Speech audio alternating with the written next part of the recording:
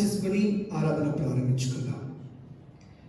మమ్మల్ని మిక్కిలిగా ప్రేమించుచున్న మా పరిశుద్ధ అద్వితీయ పరలోకమందున్న నా యేసయ్య, నీ ఉన్నతమైన నామములో ఏర్పరచబడే శుభదినం, ప్రభుదినం, పునరుద్ధాన ఆదివారం నీ పరిశుద్ధ దేవాలయంలో నీ బిడ్డలుగా మేము కూడి ఆరాధించుటకును మరియు ప్రభా ప్రత్యేకముగా కుటుంబముగా వారి వారి గృహములో కూడి ఆరాధించుటకు ఏర్పరచిన గొప్ప సదవకాశాన్ని బట్టి వందనాలు.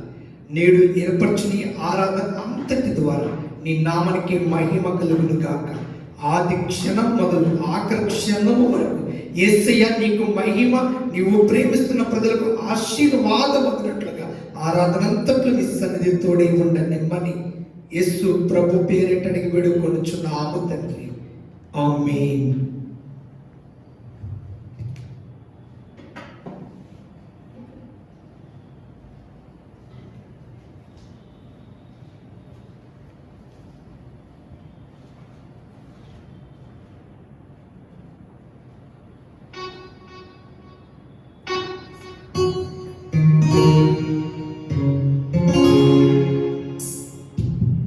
హల్లెలూయా.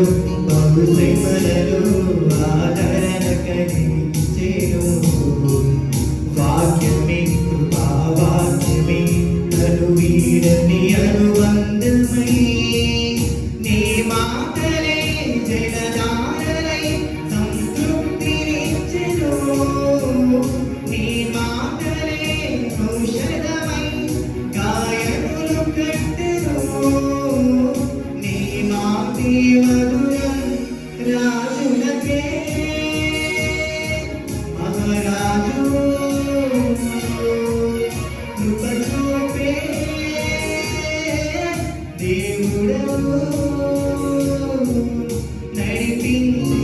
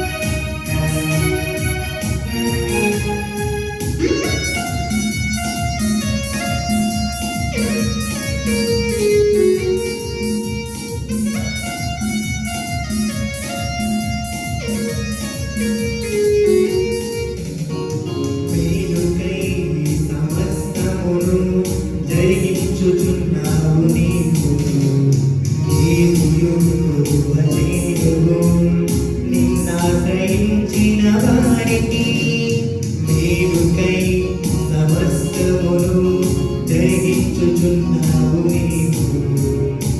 ఏమియు కొదువలేను నిన్నాశ్రయించిన వారికి. భీకరమైన కార్యములు చేయుచున్నాడా, సజీవుడవై అధిక స్తోత్రము పొందుచున్నవాడా. కనపరుతును నిన్నే ప్రేమించే యేసయ్యా, నీవుంటే చాలునయ్యా. నడిపించే రక్షకుడా, కాపాడే కాపరివి. నా నీతి సూర్యుడా, భూమినీదు యేసయ్యా, సరిపోల్చలేను నీతో కరుణైన వారి.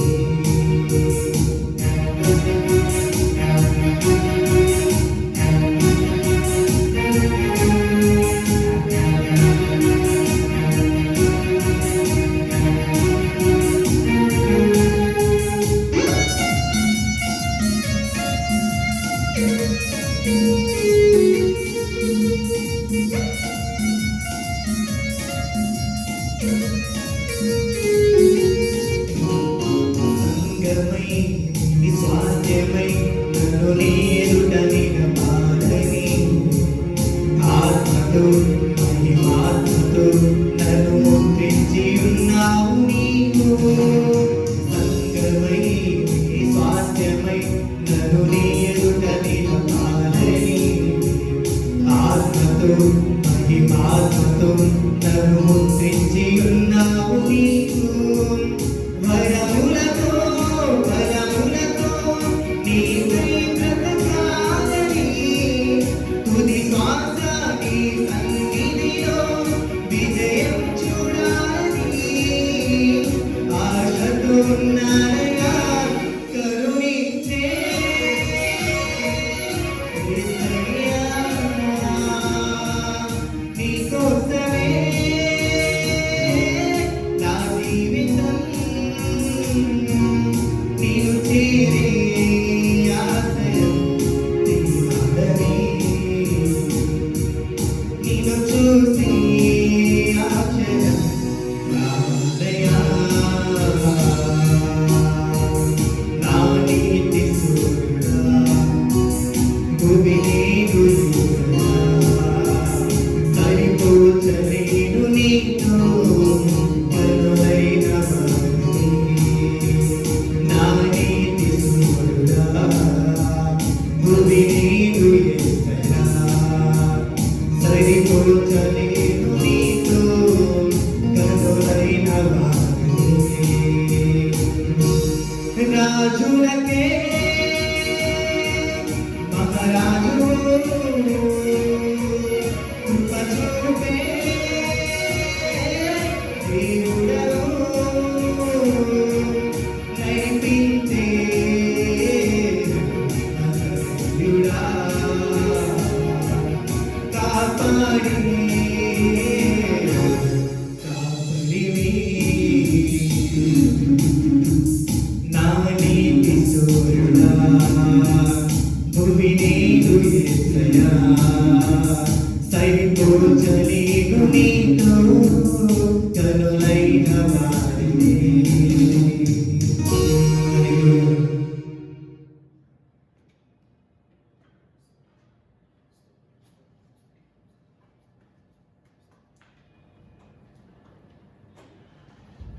ప్రార్థన చేసుకుందాం. జరుగుతున్న ఈనాటి ఈ ఆరాధనలో దేవుని సన్నిధి పరిశుద్ధాత్మ ప్రత్యక్షత కొరకు మన మధ్యలో సహోదరుడు నాగరాజు ప్రార్థిస్తుండగా వారితో పాటు అందరినీ ఏకీభవించి ప్రార్థన చేసుకుందాం.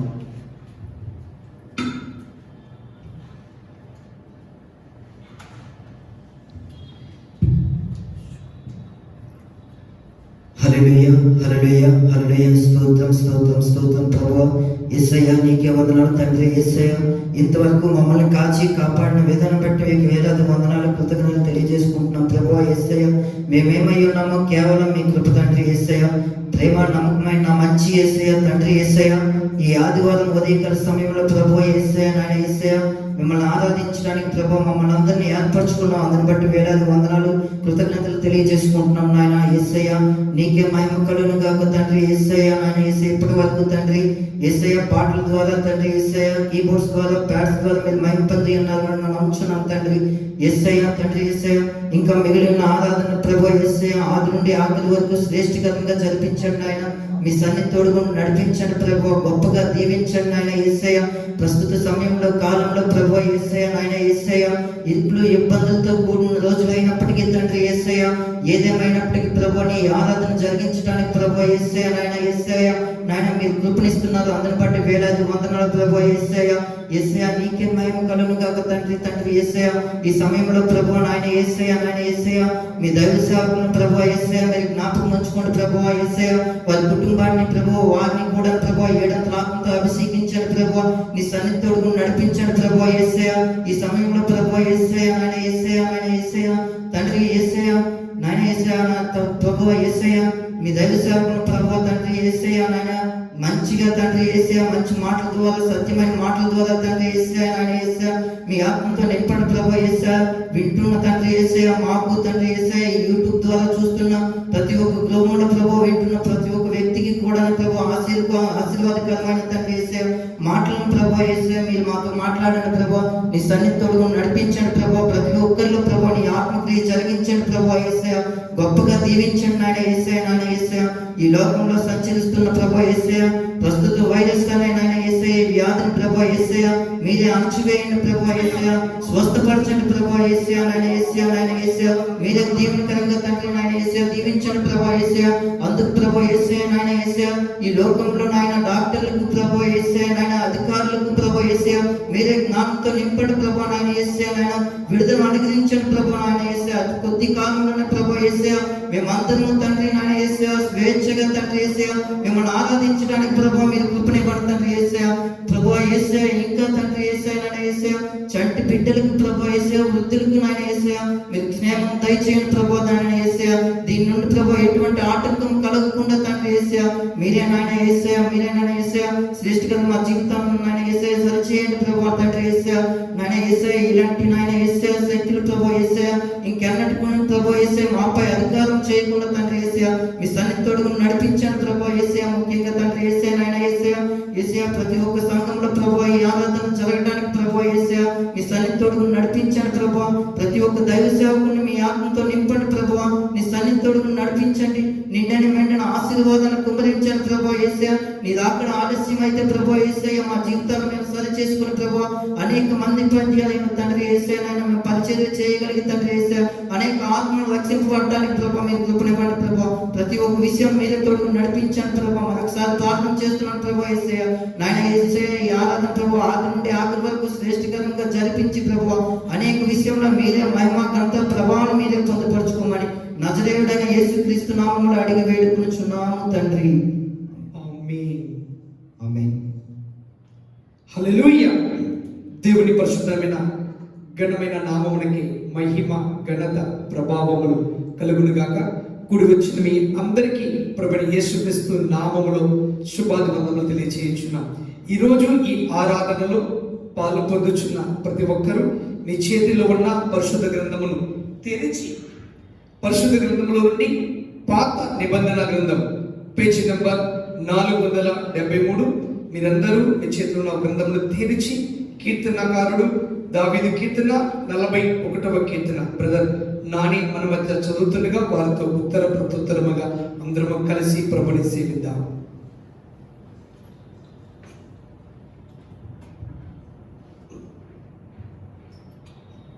హల్లెలూయా. హల్లెలూయా. పేదలను కటాక్షించువాడు ధన్యుడు. ఆపత్కాలమందు యెహోవా వానిని తప్పించును. యెహోవా వానిని కాపాడి బ్రతికించును. బ్రతికించును. భూమి మీద భూమి మీద వాడు ధన్యుడగును. వాడు ధన్యుడగును. వాని శత్రువుల ఇచ్చకు నీవు వానిని అప్పగింపవు. రోగశయ్య మీద యెహోవా వానిని ఆదరించును. రోగము కలుగగా నీవే వానిని స్వస్థపరచుదువు. యెహోవా నీ దృష్టి ఎదుట నేను పాపము చేసి ఉన్నాను. నన్ను కరుణింపుము. నా ప్రాణమును స్వస్థపరచుము అని మనవి చేసి ఉన్నాను. అయితే నా శత్రువులు నా విషయమై చెడ్డ మాటలాడుచున్నారు. వాడు ఎప్పుడు చచ్చును. వాని పేరు ఎప్పుడు మాసిపోవును అని చెప్పుకొనుచున్నారు. ఒకడు నన్ను చూడవచ్చిన ఎడల వాడు అబద్ధమాడును. వాని హృదయము పాపమును పోగు చేసుకొనుచున్నది. వాడు బయలు వెళ్ళి వీధిలో దాని పలుకుచున్నాడు. నన్ను ద్వేషించు వారందరూ కూడి నా మీద గుసగుసలాడుచున్నారు. నశింప చేయవలనని వారు నాకు కీడు చేయ ఆలోచించుచున్నారు. కుదరని రోగము వానికి సంభవించి ఉన్నది. వాడు ఈ పడక విడిచి తిరిగి లేవడని చెప్పుకొనుచున్నారు. నేను నమ్ముకొనిన నా విహితుడు నా ఇంట భోజనము చేసిన వాడు నన్ను తన్నుటకై తన మడిమ నెత్తును. యెహోవా నన్ను కరుణించి లేవనెత్తుము. అప్పుడు నేను వారికి ప్రతీకారము చేసెదను. నా శత్రువు నా మీద ఉల్లసింపక ఉండుట చూడగా నేను నీకు ఇష్టుడనని తెలియనాయను. నా యథార్థతను బట్టి నీవు నన్ను ఉద్ధరించుచున్నావు. నీ సన్నిధిని నిత్యము నన్ను నిలవబెట్టుదువు. ఇశ్రాయేలు దేవుడైన యెహోవా శాశ్వత కాలము నుండి శాశ్వత కాలము వరకు స్తుతింపబడును గాక. ఆమేన్. ఆమేన్. ఆమేన్. మన బైబిల్ కింద పెట్టి గడిచిన దినములు, గడిచిన వారము, గడిచిన కాలం అంతటిలో కరుణా సంపన్నుడైన దేవుడు ఎంతో క్లిష్ట పరిస్థితుల గుండా మనము పయనించుచున్నప్పటికీ, భారము ఎంతో మనపై ఉన్నప్పటికీ, బాధ్యతలు ఎన్నో ముందు ఉన్నప్పటికీ, ఏ అడుగు ముందడుగు వేయలేని పరిస్థితిలో, సంక్లిష్టమైన పరిస్థితిలో మనం ఉన్నప్పటికీ, గడిచి ఉన్న ఈ క్షణము వరకు ఆయన ఆరాధిస్తున్న నీ జీవితంలో ఆకలి దప్పికతో ఉండనివ్వకుండా ఆదుకొని పోషించి కాపాడి కరుణించి ఇంతవరకు నడిపించిన దేవుని సన్నిధికి ఆయన నామములో కూడి ఆరాధిస్తున్న నీవు నీ బైబిల్ కింద పెట్టి నువ్వు మోకాల మీద ఆరోగ్యమునికి సహకరిస్తే, మోకాల మీద ఉండగలిగితే మోకాల మీద ఉండి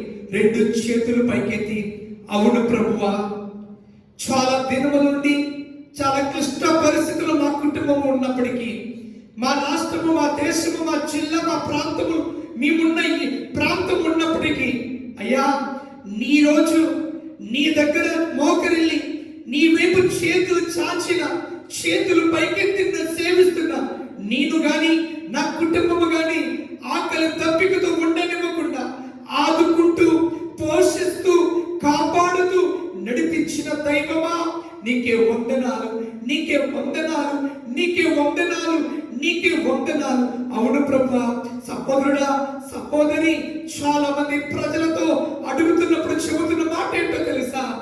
మేము కుటుంబం అంతా కలిసి అనేక పనిపాటులలో, వ్యాపారాలలో, ఉద్యోగాలలో ముందుకు సాగినప్పుడు తినిన ఆహారము కంటే, కలిగిన ఆరోగ్యము కంటే, కలిగి ఉన్న సమాధానము కంటే ఇంత క్లిష్ట పరిస్థితిలో ఉన్నప్పటికీ దేవుడు మమ్మలను మునుపటి కంటే అధికమైన ఆహారముతో, ఆరోగ్యముతో, సంతృప్తి, సమాధానముతో నడిపించుచున్నాడు, పోషి చెప్పగలుగుతున్నారు.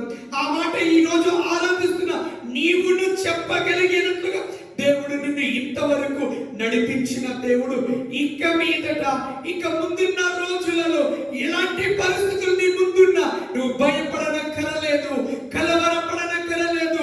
మనకు ఆధారమైన దేవుడు మనల్ని పోషించేవాడు. లేఖనము సెలవిస్తుంది, ఈ లోకపు తండ్రులు తమ పిల్లలు రొట్టెనడిగితే రాతినిస్తారా, చేపనడిగితే పామునిస్తారా? చెడ్డవారైన తండ్రులే తమ పిల్లలకు మంచి ఈవులు ఇవ్వదలచిన యెడల మీ పరలోకపు తండ్రి ఆయన బిడ్డలము మనము తండ్రి ఎందరో అంగీకరించుదలో అనగా తన నామమందు విశ్వాసం ఉంచిన వారు దేవుని పిల్లలము. ఈ రోజు ఆయన రక్తములో కడగబడిన నీవు ఆయనను ప్రభువుగా సొంత రక్షకుడిగా అంగీకరించి స్వీకరించిన నీవు నిశ్చయముగా దేవుని కుమారుడవు, దేవుని కుమార్తెనవు. మనము ఆరాధించుచున్న మన యేసయ్య మన తండ్రి, ఈ లోకపు తండ్రి తమ పిల్లలకు మంచి ఈవులతో పోషించగలిగితే మనము ఆరాధించే నిజ దేవుడు, పరమ తండ్రి, సత్యదేవుడు, నిశ్చయముగా ఉన్నవాడు, అనువాడు, మాట తప్పనివాడు, అబద్ధమాడనివాడు, నిన్న నేడు నిరంతరం మార్పు లేనివాడు, మారనివాడు. ఆ గొప్ప దేవుడు నువ్వు తండ్రిగా కలిగి ఉన్నావు గనక ఆ గొప్ప దేవునికి కుమారుడిగా కుమార్తెనుగా నీవు పిలువబడుతున్నావు గనక ఆ ఆధిక్యత ప్రభు వలన నీవు నేను పొంది ఉన్నావు గనుక రానయ్యున్న కాలం, రాబోతున్న స్థితి ఎలా ఉన్నప్పటికీ ఏమైనప్పటికీ కలవరపడనక్కరలేదు, దిగులు పడనక్కర్లేదు. కాకులను పోషించిన వాడు వాటికంటే ఎంతో శ్రేష్టమైన శరీరమును మానవ జీవితాన్ని ఇచ్చిన దేవుడు నిశ్చయముగా నిన్ను నన్ను ఆదుకోగలడు, పోషించగలడు, కాపాడగలడు, నడిపించగలడు. హల్లెలూయా, హల్లెలూయా, హల్లెలూయా. రెండు చేతులు మరొకసారి నిలిచిన పైకెత్తి నిండు హృదయముతో పూర్ణ హృదయముతో కన్ను మూసుకొని హల్లెలూయా, హల్లెలూయా, హల్లెలూయా. యేసయ్యా నీ నామానికి మహిమ కలుగును గాక. ఈ క్షణము వరకు నడిపించిన దేవా, ఇకను చెయ్యి పట్టుకున్నవాడు విడువని దేవుడు గనుక నన్ను నడిపించువాడు నీవైనందుకే వందనాలయ్యా, వందనాలయ్యా, వందనాలయ్యా, వందనాలయ్యా. హల్లెలూయా, హల్లెలూయా, హల్లెలూయా, హల్లెలూయా, హల్లెలూయా, హల్లెలూయా. యేసయ్యా, యేసయ్యా నీకే వందనాలు. హల్లెలూయా. ప్రార్థన చేసుకుందాం.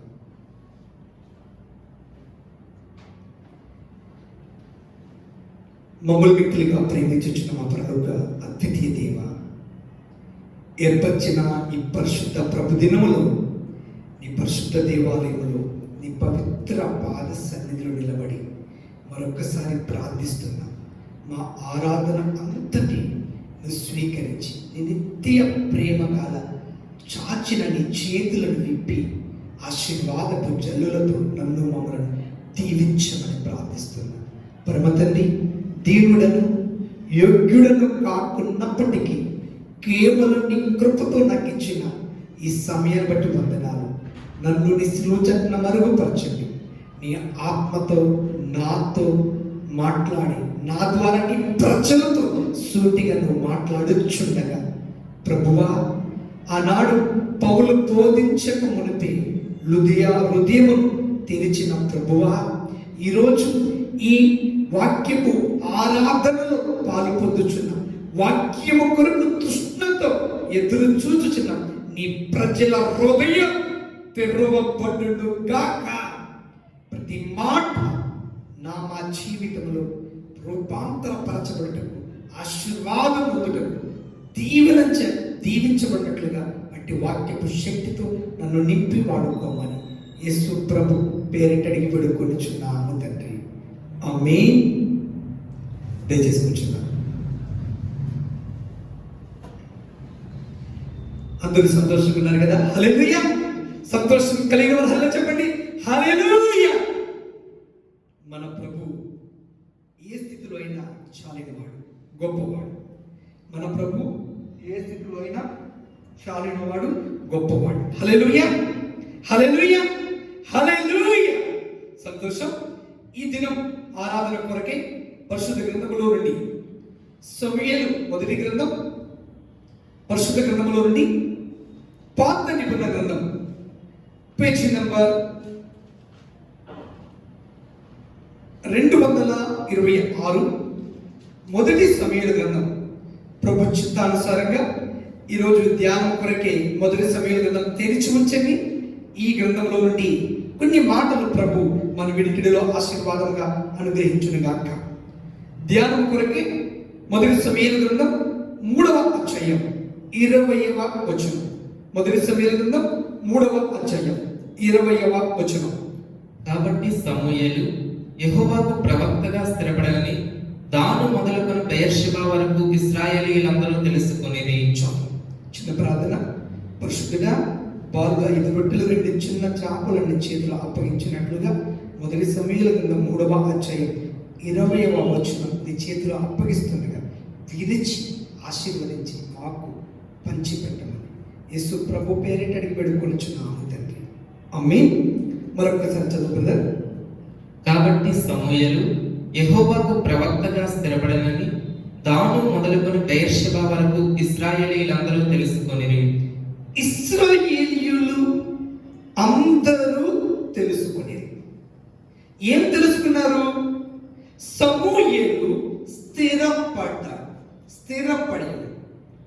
సమూయేలు ప్రవక్తగా స్థిరపడెను. ఈరోజు ఆరాధిస్తున్న నీ జీవితంలో, నా జీవితంలో కానీ ప్రతి ఒక్కరి హృదయంలో స్థిరపడాలి. అది వ్యాపారంలో కావచ్చు, ఉద్యోగంలో కావచ్చు, లైఫ్లో కావచ్చు, ఏ విధముగా స్థిరపడాలి. ఎవరు కదిలించలేని విధముగా, ఏ ఒక్కరి దగ్గర తల తెచ్చుకోకుండా స్థిరపడిన వారుగా, ఇక సెటిల్ అయ్యాం, లైఫ్ లో స్థిరపడం, అమ్మయ్యా ఇక పర్వాలేదు, ఇక నాకు నా పిల్లలకు కొదువ లేదు, ఏ రోజైనా ఏ స్థితిలో అయినా ఇక మాకు ఏమి బాధ లేదు, స్థిరపడాలి అన్న ఆశ కలిగిన వారు ఒకసారి చేయి పైకెత్తారా? Very good. మీ ఆశను వ్యక్తం చేసిన మీతో ప్రభు మాట్లాడబోతున్నాడు. సమూయేలును స్థిరపరిచిన దేవుడు, సమూయేలు దేవుడు కలిగిన నిన్ను, నన్ను, మనల్ని కూడా ప్రభు స్థిరపరచబోతున్నాడు. ఈ మాటలు ఈ దినము ఆరాధనలో వాక్యాన్ని శ్రద్ధ కలిగి విని, వాక్యాన్ని అనుసరించి, వాక్యాన్ని నీ జీవితంలోనికి ఆచరణీయము చేసుకుని చూడు. అతి త్వరలో చెప్పబోతున్నాం. ఎంతో కాలం నుండి, ఎన్నో రోజుల నుండి, ఎన్నో విధాలుగా ప్రయత్నాలు చేస్తావు, కానీ చేసే ప్రయత్నాలు తడబడుతున్నావు, తప్పటడుగులు అవుతున్నావు. అనుకుంది ఒకటి, జరుగుతుంది ఒకటి, తలంచిన దానికి వ్యతిరేకంగా జరుగుతున్నాయి. ఇక నేను స్థిరపడలేనా, నీ శక్తిలోనైనా, నా జీవితంలో నాకంటూ ఒక గురి కలిగిన భవిష్యత్తులోనికి నేను అడుగు వెయ్యలేనా అని ఆలోచిస్తూ కలవరపడుతున్న సహోదరుడా, సహోదరి, ఈ మాటలు శ్రద్ధగా ఆలకించి ఆచరణీయముగా నీ జీవితంలో అవలంబించి చూడు. కొద్ది కాలంలో నీవు చేసే ప్రతి ప్రయత్నంలో స్థిరపడినావని, నిన్ను అనేకులు ఆదర్శంగా తీసుకొని నిన్ను పోలి నీ వల్ల స్థిరపడాలని మాదిరిగా దేవుడు నిన్ను నిలబెట్టుకోబోతున్నాడు. అంశం సమూయేలు స్థిరపడెను. దేవుడు తన జీవితాన్ని స్థిరపరిచాడు, తన లైఫ్ లో స్థిరపడిపోయాడు. ఇంక ఎవరు కూడా తను కదిలించలేరు. తనకు పోటీగా, తనకు అడ్డుగా, తనకి ఎదురుగా ఏ ఒక్కరు నిలబడలేని విధముగా దేవుడు తను స్థిరపరిచాడు. ఉద్యోగంలో కావచ్చు, నీ వ్యాపారంలో కావచ్చు, నువ్వు చేసే పనులలో కావచ్చు, నీ ప్రయత్నంలో కావచ్చు, అన్నిటికంటే గొప్పగా నీ సేవలో కావచ్చు, నీకున్న దర్శనంలో నువ్వు స్థిరపడాలనుకుంటే సమూయేలు వలె మన జీవితాన్ని మార్చుకుందాం. సమూయేలు దేవునికి కనపరిచిన జీవితం, దేవుని చేత మెప్పు నొందిన, దేవుడి చేత ఆశీర్వాదాన్ని పొందదగిన ఆ జీవితాన్ని నేను కలిగి ఉందాం. ఒకటి సమూయేలు గ్రంథం, మొదటి సమూయేలు గ్రంథం రెండవ అధ్యాయం 18వ వచనం. బాలుడైన సమూయేలు నారతో నేయబడిన ఎఫోదు ధరించుకొని యెహోవాకు పరిచర్య చేయుచుండెను. చాలు. యెహోవాకు పరిచర్య చేయుచుండెను. ఒకటి పరిచర్య చేయువాడు. ఒకటి చెప్పండి నాతో పాటు, పరిచర్య చేయువాడు. నీవు స్థిరపడాలంటే, నీవు ఉన్నతముగా తలగా నీ స్థానం, నీ స్థితి, నీ చోటు, నువ్వున్న స్థలములు రావాలంటే దేవుడు నీ మనసులోకి కోరేది పరిచర్య చేసే మనసు మనకి అవసరం. ఏ మనసు అవసరం అండి? అదొకటి చెప్పండి, పరిచర్య చేసే మనసు. బైబిల్లో యేసు ప్రభు ఏం చెప్పాడు తెలుసా? మత్తయి సువార్త, మీరు తీయకల్ని చదివేస్తా చూడండి. మత్తయి సువార్త 20వ అధ్యాయం, మత్తయి సువార్త 20వ అధ్యాయం 26 నుండి 28 వరకు ఇలా ఉంది. మీలో అలాగా ఉండకూడదు. మీరు అలా ఉండకూడదు. ఎలా ఉండకూడదు అని అంటే, మీలో ఎవడు గొప్పవాడై ఉండకూడదో, మీలో ఎవరు స్థిరమైన స్థానంలో లైఫ్ లో సెటిల్ అయి గొప్పవాడుగా, ఇక నీ ముందు నీకు సాటిగా, నీకు పోటీగా రానటువంటి, నిన్ను ఎదుర్కోలేనంత ధైర్యం ఎవరికి లేనంత స్థితిలో నువ్వు గొప్పవాడిగా ఉండాలనుకుంటే, యేసు ప్రభు చెప్పిన మాట నా మాట కాదండి. మీరు ఎవడు గొప్పవాడై ఉండకూడను, వాడు మీకు పరిచారకుడై ఉండాలి. మీరు ఎవడు ముక్కుడై ఉండకూడను, వాడు మీ దాసుడై ఉండాలి. గొప్పతనం, నీవు గొప్పవాడుగా, ముఖ్యుడుగా, అందరి ముందు నువ్వు ప్రాముఖ్యమైన వ్యక్తిగా, గొప్పవాడుగా, గొప్ప దానగా, నీ కుటుంబం గొప్పగా ఉండాలి అంటే నీలోని ప్రభు కోరేది మీరు పరిచారకులై, మీరు దాసులై ఉండాలి. ఇది ప్రభు కోరుకుంటున్నాడు. యేసు ప్రభుకి 12 మంది శిష్యులు. 12 మందిలో మొదటి పేరుగా ఎవరు అడిగిన చెప్పింది ఎవరి పేరు? పేతురు. కానీ బైబిల్లో యేసు ప్రభు పేతురు కంటే గొప్ప ఆధిక్యత ఇచ్చిన వ్యక్తి యోహాను. అంత గొప్ప ఆధిక్యత ఏంటంటే, పరలోక రాజ్యాన్ని, ఈ సృష్టి యొక్క సర్వాన్ని, అంతాన్ని కూర్చిన సుస్పష్టముగా దర్శనమిచ్చి చూపించి గ్రంథముగా, ప్రకటన గ్రంథాన్ని రాయించాడు దేవుడు. అది యోహాను గురించి యోహాను రాశాడు. ఈ యోహానికి యేసు ప్రభు శిష్యులలో అంత ముఖ్యమైన బాధ్యతను, తనకు కలిగిన ఆ దర్శనం ఇంకెవరు పొందుకోలేకుండా, బైబిల్ అంతటికి చాలా చాలా ప్రాముఖ్యమైన స్థానం యోహానికి దేవుడు ఎందుకు ఇచ్చాడు తెలుసా? యోహాను యేసు ప్రభు చెప్పిన మాట ఏంటి? మీలో ముక్కుడిగా ఉండగోరువాడు దాసుడిగా ఉండాలి, మీలో గొప్పవాడిగా ఉండగోరువాడు పరిచారకుడిగా ఉండాలి. మీరు 4 సువార్తలు మీరు చదివి ఉన్నారని అనుకుంటున్నాను. ఒకవేళ చదివి ఉండకపోతే ఈ ప్రసంగం అయిన తర్వాత ఈ 4 సువార్తలు మీరు చదివితే మంచిది. మత్తయి సువార్త, మార్కు సువార్త, లూకా సువార్త, యోహాను సువార్త.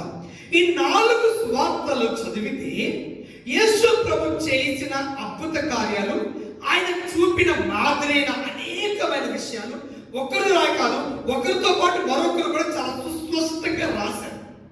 కానీ ఒకే ఒక్క పని యేసు ప్రభు వారు చూపిన ఆది, యేసు ప్రభు వారు చేసిన కార్యాన్ని మత్తయి రాయలేదు, మార్కు రాయలేదు, లూకా రాయలేదు, యోహాను ఒక్కడే రాశాడు.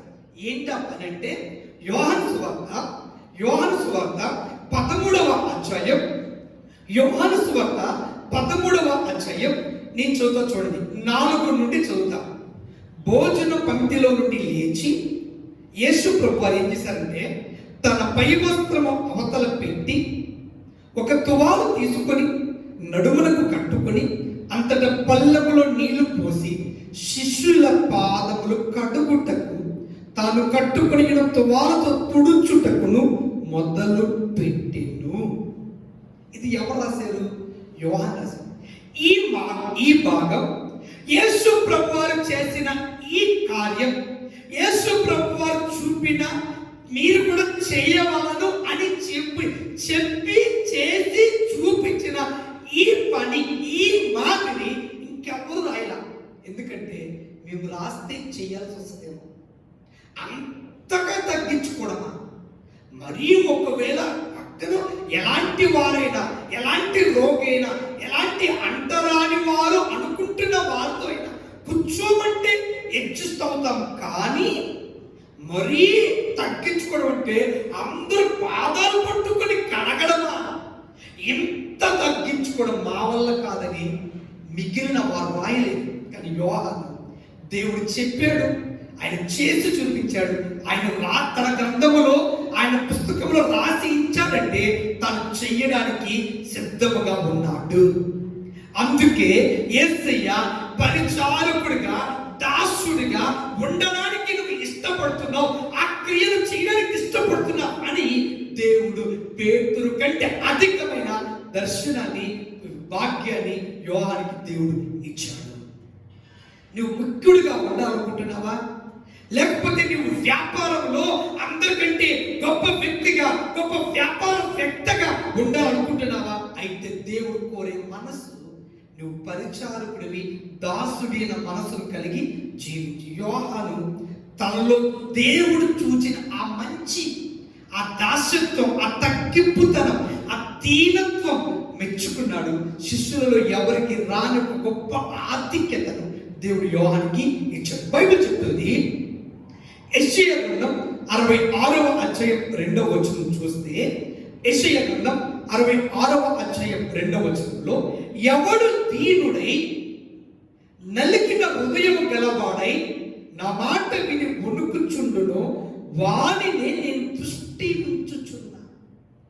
నా మాట విని వణుకుచున్నాడు, ఇది చెయ్యాలి, దీనత్వం. ఆయన చెప్పాడు, ఎంత దానికైనా తగ్గించుకొని నేను రెడీ దేవుని కొరకు. ఈరోజు ఆ తగ్గింపు తత్వం, తగ్గించుకునే గుణం నీకు నాకు మనకు ఉంటుందా? బైబిల్ చెప్తుంది, ఎవడు దీనుడై నలిగిన హృదయం గలవాడే నా మాట విని వణుకుచుండునో వారిని నేను దృష్టి ఉంచుచున్నా. బైబిల్ చెప్తుంది, పేతురు రాసిన మొదటి పత్రిక 5వ అధ్యాయం, పేతురు రాసిన మొదటి పత్రిక 5వ అధ్యాయం 5-6 వచనములు ఎలా ఉందంటే, చిన్నలారా మీరు పెద్దలకు లోబడి ఉండుడి, మీరు అందరూ ఎదుటే వాని ఎడల దీన మనసు అను వస్త్రము ధరించుకొని మిమ్మల్ని అలంకరించుకొని. ఎదుట వాని ఎదుట, నీ పక్కన ఉన్న వారి దగ్గర నువ్వు ధరించుకోవాల్సింది ఇప్పుడు నీ ధరించుకున్న ఈ విలువైన వస్త్రాలు కాదు. ఎదుటి వారికి నీ యొక్క హోదాని, నీ హుందాతనాన్ని, నీకున్న సిరి సంపదను చూపించడానికి స్త్రీలు బంగారం ధరించుకొని, పురుషులు విలువైన సూటులు, చైను, లేకపోతే చేతికి మండగలుసు ధరించుకొని, ఇవి కాదు చూపించవలసింది. ఎదుట వాని దగ్గర దీన మనస్సు అను వస్త్రము ధరించుకో. మళ్ళా చూడండి, మీరందరూ ఎదుటి వాని ఎడల దీన మనస్సు అను వస్త్రం ధరించుకొని మిమ్మల్ని అలంకరించుకొని, దేవుడు అహంకారుని ఎదురించి దీనులకు కృప అనుగ్రహించును. దేవుడు తగ్గిన సమయమందు మిమ్ముని హెచ్చించినట్లు ఆయన బలిష్టమైన చేతి కింద దీన మనస్కులై ఉండుడి. నువ్వు పరిచారం, తగ్గింపు. రోమపత్రికలో ఉంటుంది, సఖ్యమైతే నీ తోటి మనిషి కంటే నీ తోటి మనిషిలో నీకంటే గొప్పతనం ఉంది, నీకంటే మంచితనం ఉంది, నేను అంత యోగ్యుడు కాదన్న తగ్గింపు నీకు అవసరం. మనం చూస్తాం, పై రూపాన్ని చూస్తాం. నువ్వు నీ పక్క మనిషితో అంచనా వేస్తావు, అతడి కంటే నేను గొప్పవాడిని. బైబిల్ చెప్తుంది, ఎదుట వారి దగ్గర నువ్వు దీన మనసు, నీకు ఎంత తలాంతు ఉన్నా, ఏ స్థితిలో నువ్వు ఉన్నా తగ్గింపు చాలా అవసరం. బైబిల్లో మరొక వ్యక్తి గురించి చెప్తాను. యేసు ప్రభు శిష్యుల కంటే అధికమైన పరిచయం చేసిన వ్యక్తి ఎవరో చెప్పగలరా? పౌలు కనబడతాడు. శిష్యులు కొన్ని ప్రాంతాల్లోనే దేవుని సేవ చేశారు, కానీ పౌలు ఆనాటి 2000 సంవత్సరాల క్రితమే ప్రపంచం నలుమూలలకు తన పరిచయం, యేసయ్య పరిచయలు విస్తరింపజేశాడు. సంఘాలు కట్టాడు. పలు పర్యాయ సువార్తీకరణకి తిరిగాడు. ఎవరు వెళ్ళలేనంత ప్రయాణం సువార్త పరిచయలో పౌలు చేశాడు. యేసు ప్రభు శిష్యుల కంటే అంతకంటే మీకు తెలియాలంటే బైబిల్లో రాయబడిన పత్రికలు 14 పత్రికలను పౌలు రాసిన పత్రికలు మన చేతిలోనే పరిశుద్ధ గ్రంథంలో ఇమిడించబడ్డాయి, లిఖించబడ్డాయి, కుదుర్చబడ్డాయి. పౌలుకి ఎందుకు అంత స్థానం ఇచ్చాడు? పేతురు కంటే, యేసు ప్రభు శిష్యుల కంటే పౌలుకి దేవుడు అంత ముఖ్య స్థానం, గొప్ప స్థానం ఎందుకు ఇచ్చాడు తెలుసా? పౌలులో దేవుడు చూసిన దీన మనసు, తగ్గింపు తత్వాన్ని దేవుడు చూశాడు. పౌలు గురించి మనం చూసుకున్నట్లయితే పౌలు తన పత్రికలలో రాస్తాడు. తిమోతి రాసిన మొదటి పత్రిక 1వ అధ్యాయం, మొదటి తిమోతి పత్రిక 1వ అధ్యాయం 16వ వచనంలో ఒక మాట ఉంటుంది, ప్రధాన పాపిని అని ఉంటుంది. జాగ్రత్త చెప్పండి, ఏమి ఉంటుంది? ప్రధాన పాపిని అని ఉంటుంది. పౌలు చెప్పాడు అన్నమాట, తన గురించి చెప్తున్నాడు. తిమోతి రాసిన మొదటి పత్రిక 1వ అధ్యాయం 16వ వచనంలో నేను ప్రధాన పాపిని అని చెప్పాడు.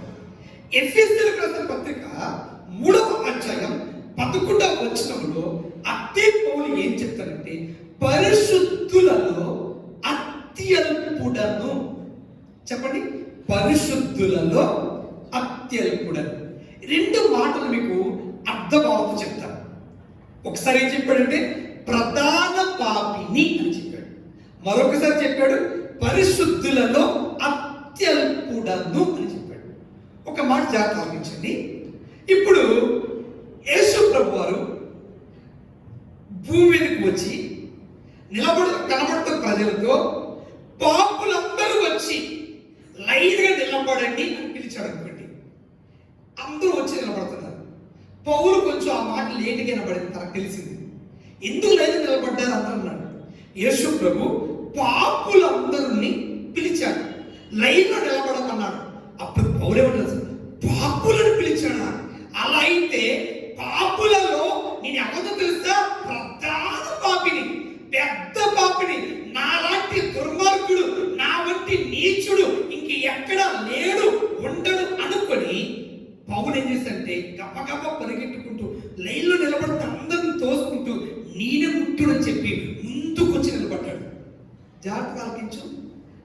నిన్ను గనక ఎవరైనా పాపిని ఒప్పుకుంటావు, నేను పాపిని, నీకంటే పెద్ద పాపినే కాదు, నువ్వు నాకంటే పెద్ద పాపిని. మనం పాపములంటూ ఒప్పుకోం. మన ఎదుటివాడికి మనకంటే చెడ్డోడు, ఎదుటివారి కంటే మనం పర్వాలేదులే, మనం చేసేదే మనకంటే వారు ఇంకా ఘోరమైన తప్పులు చేస్తున్నారని మనం ఒక వ్యక్తిని తప్పుగా భావించి మనం మంచి అనుకుంటాం. కానీ పౌలు పాపులను పిలవగానే పాపులైతే నేను మొదటి వాడిని, పాపికి ఏనాడు గిఫ్ట్ ఇవ్వడు, శిక్షిస్తాడు. ఆ శిక్షకు అర్హుడను, అయ్యో నేను పాపిని అని తగ్గించుకొని పరిగెట్టుకుని వచ్చి ముందు నిలబడతాడు. 2వ మాట పరిశుద్ధులలో అత్యల్పుడు. మరొకసారి ప్రభు మళ్ళీ పిలిచాడంట, ఇటువైపు పిలిచి పరిశుద్ధులందరూ లైన్లో నిలబడండి. పౌలు ఆ మాట ముందే వినబడ్డాడు, వచ్చి నుంచున్నాడు. ఇంకా కొంతమంది నుంచున్నారు. ఎనకుడు వాళ్ళు చూసి, బ్రదర్ మీన అంత పరిశుద్ధులు కాదు, మీ అంత పరిశుద్ధి, ముందు మీరు రండి అంటూ వెనక్కి వెళ్ళిపోతున్నాడు. పరిశుద్ధులలో నేను అంత పరిశుద్ధుడిని కాదులే, నా మాటలో, నా చేష్టల్లో, నా క్రియలలో మీకంటే అంత పరిశుద్ధుడిని కాదు, పరిశుద్ధులైతే మీరు ముందు నిలబడండి, నేను అత్యల్పుడను, పరిశుద్ధతలో చిన్నోడిని, తక్కువడిని, చాలా అల్పుడని చెప్పి వెనక్కి నుంచుంటున్నాడు. ఈరోజు నీవు ఈ మాట శ్రద్ధగా వింటున్నా, నీవు ఒక్కసారి నీ గుండె మీద నీ అంతరాత్మను ప్రశ్నించుకో.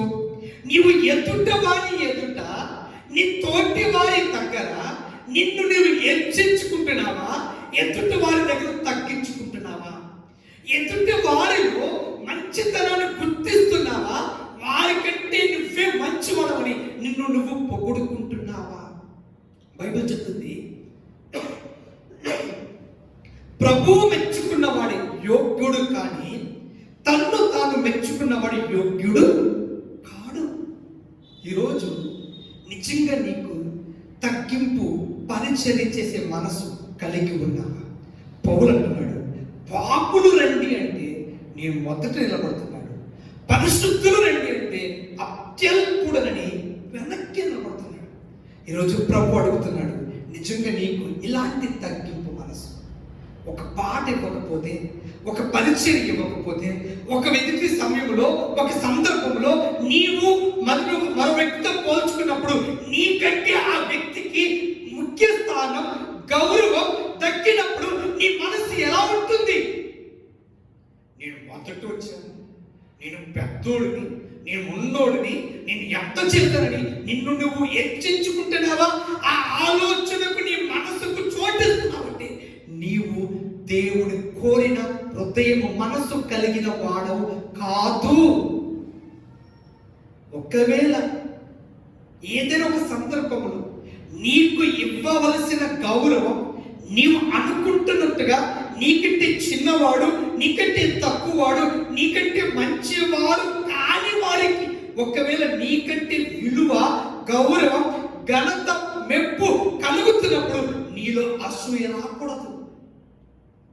దేవుడు ఈ సమయంలో తనని వాడుకుంటున్నాడు, తనని హెచ్చిస్తున్నాడు. తగ్గిన సమయంలో నన్ను నా ప్రభు హెచ్చిస్తాడు, నన్ను తప్పక దీవిస్తాడు. దేవుడు నన్ను వాడుకుంటాడు. దేవుడు నాకు మంచి గౌరవాన్ని, మంచి ఖ్యాతిని దేవుడు నాకు ఇస్తాడు. ఎందుకంటే మనం ఆరాధించే దేవుడు పక్షపాతము చూపవాడు కాదు. నీకు ఇవ్వవలసిన రాతగిన ఖ్యాతి, గౌరవం, ఆశీర్వాదం, అభిషేకాన్ని తప్పక నీ జీవితంలో నీకు తప్పక ఇచ్చువాడు. పొరపాటు చేసేవాడు కాదు. మనం ఒక్కొక్కసారి కొన్ని పొరపాట్లు చేస్తాం. ఒకరికి ఇవ్వవలసిన ఇంకోరికి ఇచ్చేసాం. ఎవరు పొందుకోవాలి ఆ వ్యక్తి వచ్చి, అయ్యో పొరపాటు అయిపోయింది, మర్చిపోయాను, నేను నీకనుకుని ఇచ్చేసాను అని మనం తల పోక్కున్నట్టుగా మన దేవుడు పోక్కునే దేవుడు కాదు. మన నాలుగు కలుసుకున్నట్టుగా మన దేవుడు నాలుగు కలుసుకునే దేవుడు కాదు. తమ్ముడు, నీకంటూ నిర్ణయించిన ఆశీర్వాదం, నీకు నిర్ణయించబడిన సమయంలో నీ ఒడిలో, నీ ఇంటిలో, నీ శిరస్సుపై దేవుడు తప్పక ఇస్తాడు. ఎదుటి వారి చూచి కుళ్ళుకో, అసూయపడు, తగ్గించుకో. దేవుడు తనలో ఏ మంచితనాన్ని, నేను చూచినది కంటే ప్రభు మెచ్చుకున్నది, నాకు తెలియనిది, ప్రభుకి ఇష్టమైనది తనలో ఏముందో అని నిన్ను తగ్గించుకో. ఆ తగ్గింపు దేవునికి ఎంతైనా అవసరం. అందుకే దావీదు అంటాడు, ఇంతగా హెచ్చించుటకు నేను ఎంతటి వాడు. కారణం తెలుసా? అదే దావీదు మొదటి సమూయేలు గ్రంథం 18వ అధ్యాయం 18వ వచనం ఇలా ఉంటుంది. దావీదు అంటాడు, నా స్థితి అయినా ఇశ్రాయేలీయులలో నా తండ్రి కుటుంబమైన ఏ పాటిది? అదే సమూయేలు గ్రంథం 18వ అధ్యాయం 23వ వచనం ఉంటుంది, నేను దరిద్రుడనై ఎన్నిక లేని వాడనై ఉన్నాను. తనలో ఆ తగ్గింపుని ఇంతగా హెచ్చించావయ్యా, స్థిరపరిచావయ్యా. నన్ను ఈరోజు నా స్థానాన్ని, నా తర్వాత నా పిల్లలు కూడా స్థిరపరచబడుటకు దావీదులో ఆ తగ్గింపును చూచాడు. ఈరోజు నీకు నాకు ఆ తగ్గింపు అవసరం. పరిచారం చేయాలి. సమూయేలు యెహోవాకు పరిచర్య. చాలా మంది పరిచర్యలు అంటే, సంఘ పరిచర్యలు అంటే అది స్టేజీ మీద ఉన్నాయి అనుకుంటారు, స్టేజీ మీద కనబడేవి అనుకుంటారు. కాదు కాదు. పరిచర్య అంటే ఏదైనా, ఒకవేళ నువ్వు చేస్తున్న పని, నువ్వు ఏ సంఘంలో ఉన్నావో ఆ దైవజనుడు దాన్ని గుర్తించకపోవచ్చు, కానీ దేవుడు నిశ్చయముగా చూస్తున్నాడు. తగ్గిన సమయంలో దేవుడు నిశ్చయముగా నిన్ను నన్ను ఆశీర్వదిస్తాడు. హల్లెలూయా, హల్లెలూయా. బైబిల్లో ఒక మాట మీకు చూస్తుంది, యెహోవాకు పరిచర్య చేస్తే ఎలా ఉంటుంది? దేవుని సేవ చేసే వారిని దేవుడు ఎప్పటికీ మర్చిపోడు. ఒక మంచి ఉదాహరణ మీ ముందు ఉంచాలనుకుంటున్నా. కొరింథీయులకు రాసిన మొదటి పత్రిక 16వ అధ్యాయం 15వ వచనం.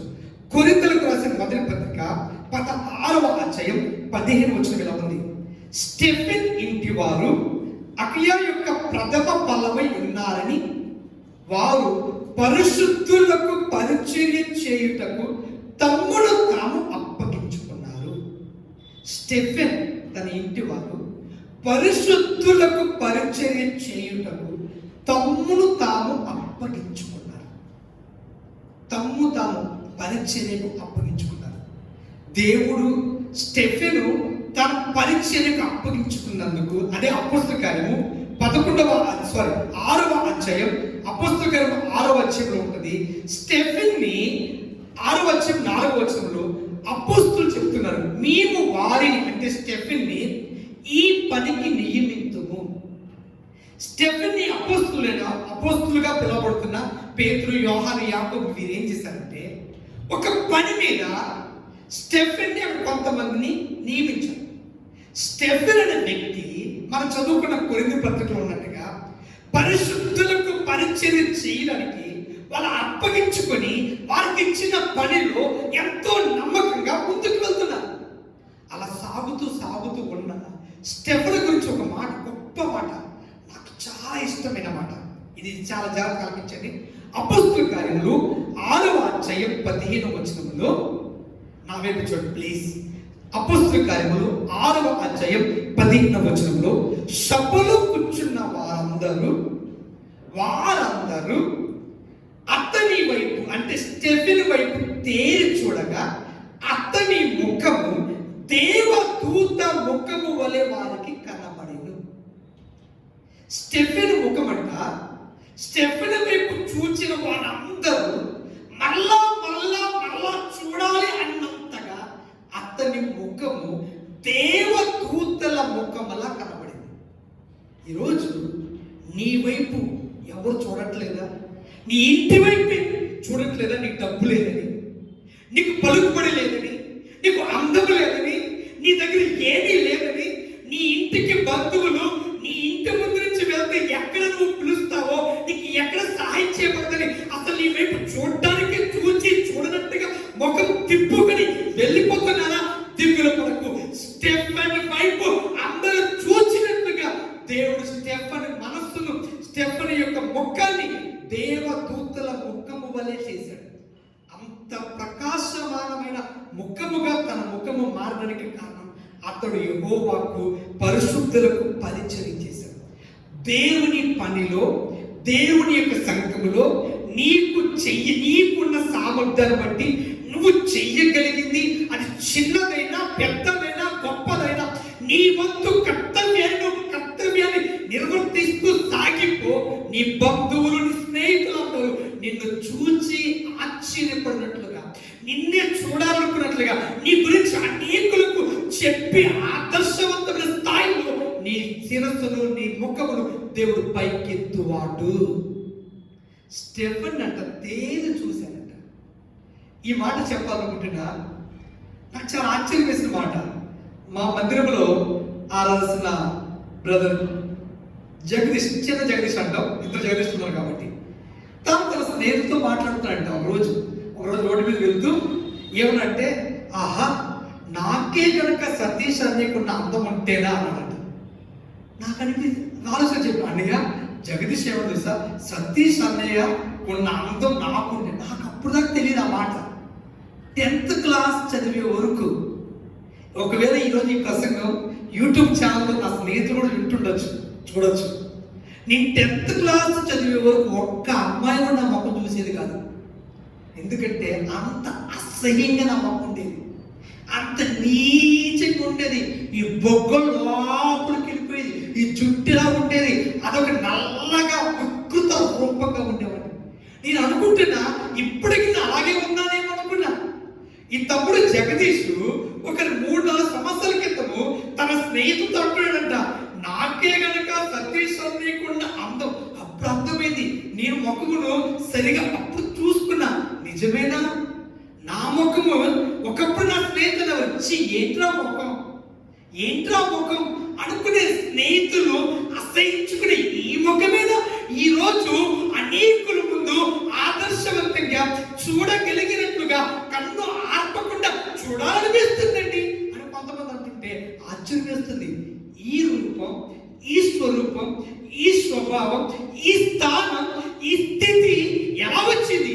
దేవుని పనిలో, దేవుని పరిచర్యలో, ఇప్పుడు సేవకుడిగా ఒక సంఘానికి కాపరిగా అయినందుకు మాత్రమే కాదు, దేవుడు నన్ను ప్రేమించి రక్షించిన సంఘములో చాలా సంవత్సరాలు, నేటి సుమారుగా 15 సంవత్సరాలు నాకు ఇచ్చిన ఏ పని అయితే ఆ పనిలో నమ్మకంగా సాగినందుకు దేవుడు ఈరోజు నన్ను చూడాలని, నా ఇంటిని చూడాలని, నా దగ్గరికి రావాలని, నన్ను ఆదర్శంగా తీసుకోవాలని ఎందరో పోటీ పడినట్లుగా దేవుడు నన్ను, నా స్థితిని మార్చాడు. విజయవాడ మందిరంలో నా ఆత్మీయ తండ్రి గారు జాకబ్ బి జాన్ గారు దేవుడి చేత ఉన్నతమైన అభిషేకంతో గొప్ప దర్శనంతో సేవ చేసిన దైవజనులు. వారు ఇప్పుడు నేడైతే ప్రభు పిలుపుని అందుకొని ప్రభు రాజ్యంలో చేరి ఉన్నారు.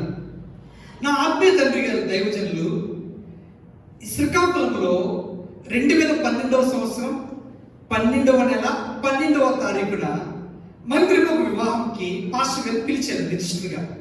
నా ఆత్మీయ తండ్రి గారు జాకబ్ జాన్ గారు వచ్చారు. ఆ రోజు వారు నేను కలిసి ఒక వివాహం చేస్తున్నాం. ఆ వివాహ కార్యక్రమంలో దైవజనులు ఆత్మీయ తండ్రి గారు షూట్ వేస్తున్నారు. వారు అన్నారు, సతీష్ నువ్వేం బట్టలు వేస్తావు అంటే మీ ఇష్టం చెప్పండి పాస్టర్ గారు, ఎందుకంటే అంత నా తండ్రి అంత పెద్దవారి ముందు నేను వారితో పాటు సమంగా బట్టలు వేసుకోకూడదంటే వారు చెప్పారు, కాదు ఇప్పుడు ఒక సంఘానికి కాపరివి కదా, నువ్వు కూడా షూట్ వేసుకోన్నారు. నేను కూడా షూట్ వేసుకున్నాను. ఇద్దరు షూట్ ధరించుకొని వివాహ కార్యక్రమం పూర్తి అయిపోయింది. వివాహం అయిన తర్వాత స్టేజ్ దిగి వెళ్తున్నాం. పాస్టర్ గారికి నేను విజయవాడలో ఉన్నప్పుడు 15 సంవత్సరాల కాలం వారు బయటికి ఎప్పుడు వచ్చినా చెప్పులు 2 తీసుకువచ్చి నేను కిందకి ఇలా వంగి నేను చెప్పులు ఇలా వేయడం అలవాటు. ఆ రోజు షూట్ మీద ఇద్దరు దిగుతున్నాం, స్టేజ్ దిగాం. నేను వెంటనే చెప్పులు అక్కడ తీసుకొని వచ్చి ఎప్పటిలాగే కిందకి వంగి వారి పాదాలకు షూ వేస్తుంటే నా ఆత్మీయ తండ్రి గారు జాకబ్ జాన్ గారు నా పొచ్చ మీద చేయి పెట్టి, సతీష్ ఇప్పుడు నీవు పెద్ద పాస్టర్ అయ్యా, అలాగా షూట్ అన్నీ వేసుకొని ఇలా వంగి ఈ చెప్పులు వేసే స్థితి కాదు నీది అన్నారు.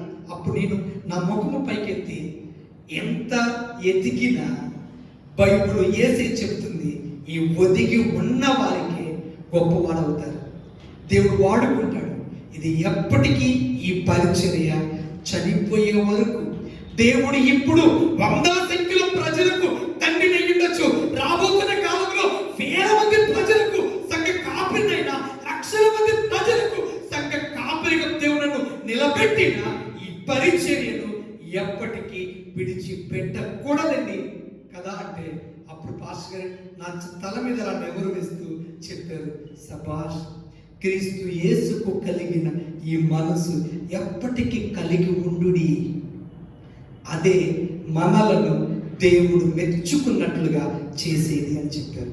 నేను చెప్పగలను, ఈరోజు ఈ ప్రశ్న అడుగుతున్నా, నీవు దేవుని వలన నీవు చేసేది ఎక్కడైనా సేవలో కావచ్చు, వ్యాపారంలో కావచ్చు, కుటుంబంలో కావచ్చు, నువ్వు మిక్కిడుగా ఉండాలనుకుంటున్నావా, అందరూ నేను ఆదర్శంగా తీసుకోవాలనుకుంటున్నావా, నువ్వు చెప్పే వ్యక్తిగా నీ ఇంటిలో మారాలనుకుంటున్నావా, నువ్వు చిన్నవాడు కావచ్చు, నీ రక్త సంబంధాలు అందరూ నీవు చెప్పే సలహా కోసం, నువ్వు ఇచ్చే సూచనల కోసం నీ ముందు వచ్చి నిలబడే ఒక ముఖ్యమైన వ్యక్తిగా దేవుడు నిన్ను, ఈ మాట వింటున్న నిన్ను దేవుడు ఈ వాక్యాన్ని పాటించడానికి నువ్వు సిద్ధమైతే అతి త్వరలో దేవుడు నిన్ను వాడుకోబోతున్నాడు.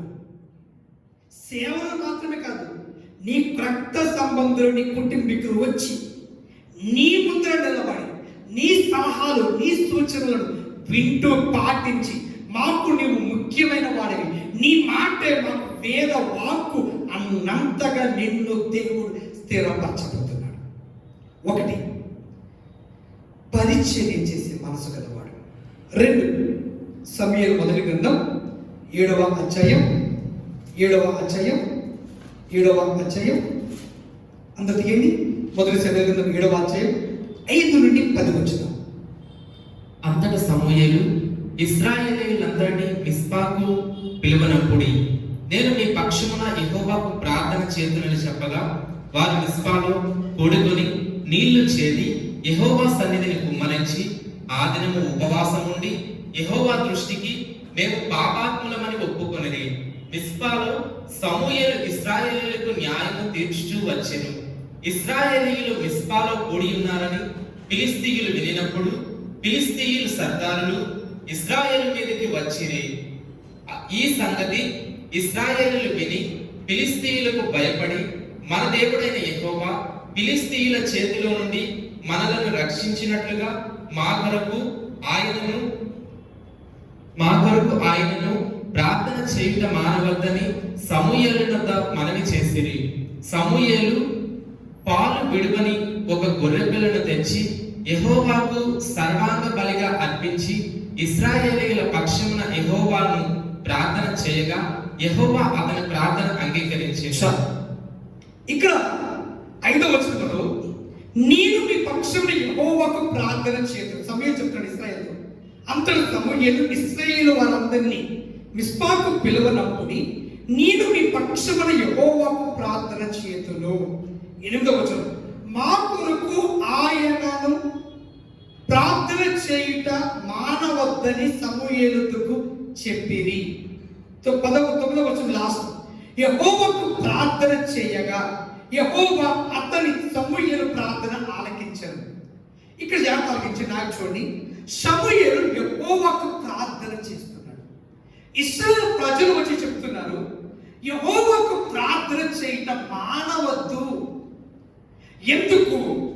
ఈ సమూయేలుకున్న గొప్పతనం, సమూయేలు ప్రార్థనా పరుడు. సమూయేలు ఎవరండి?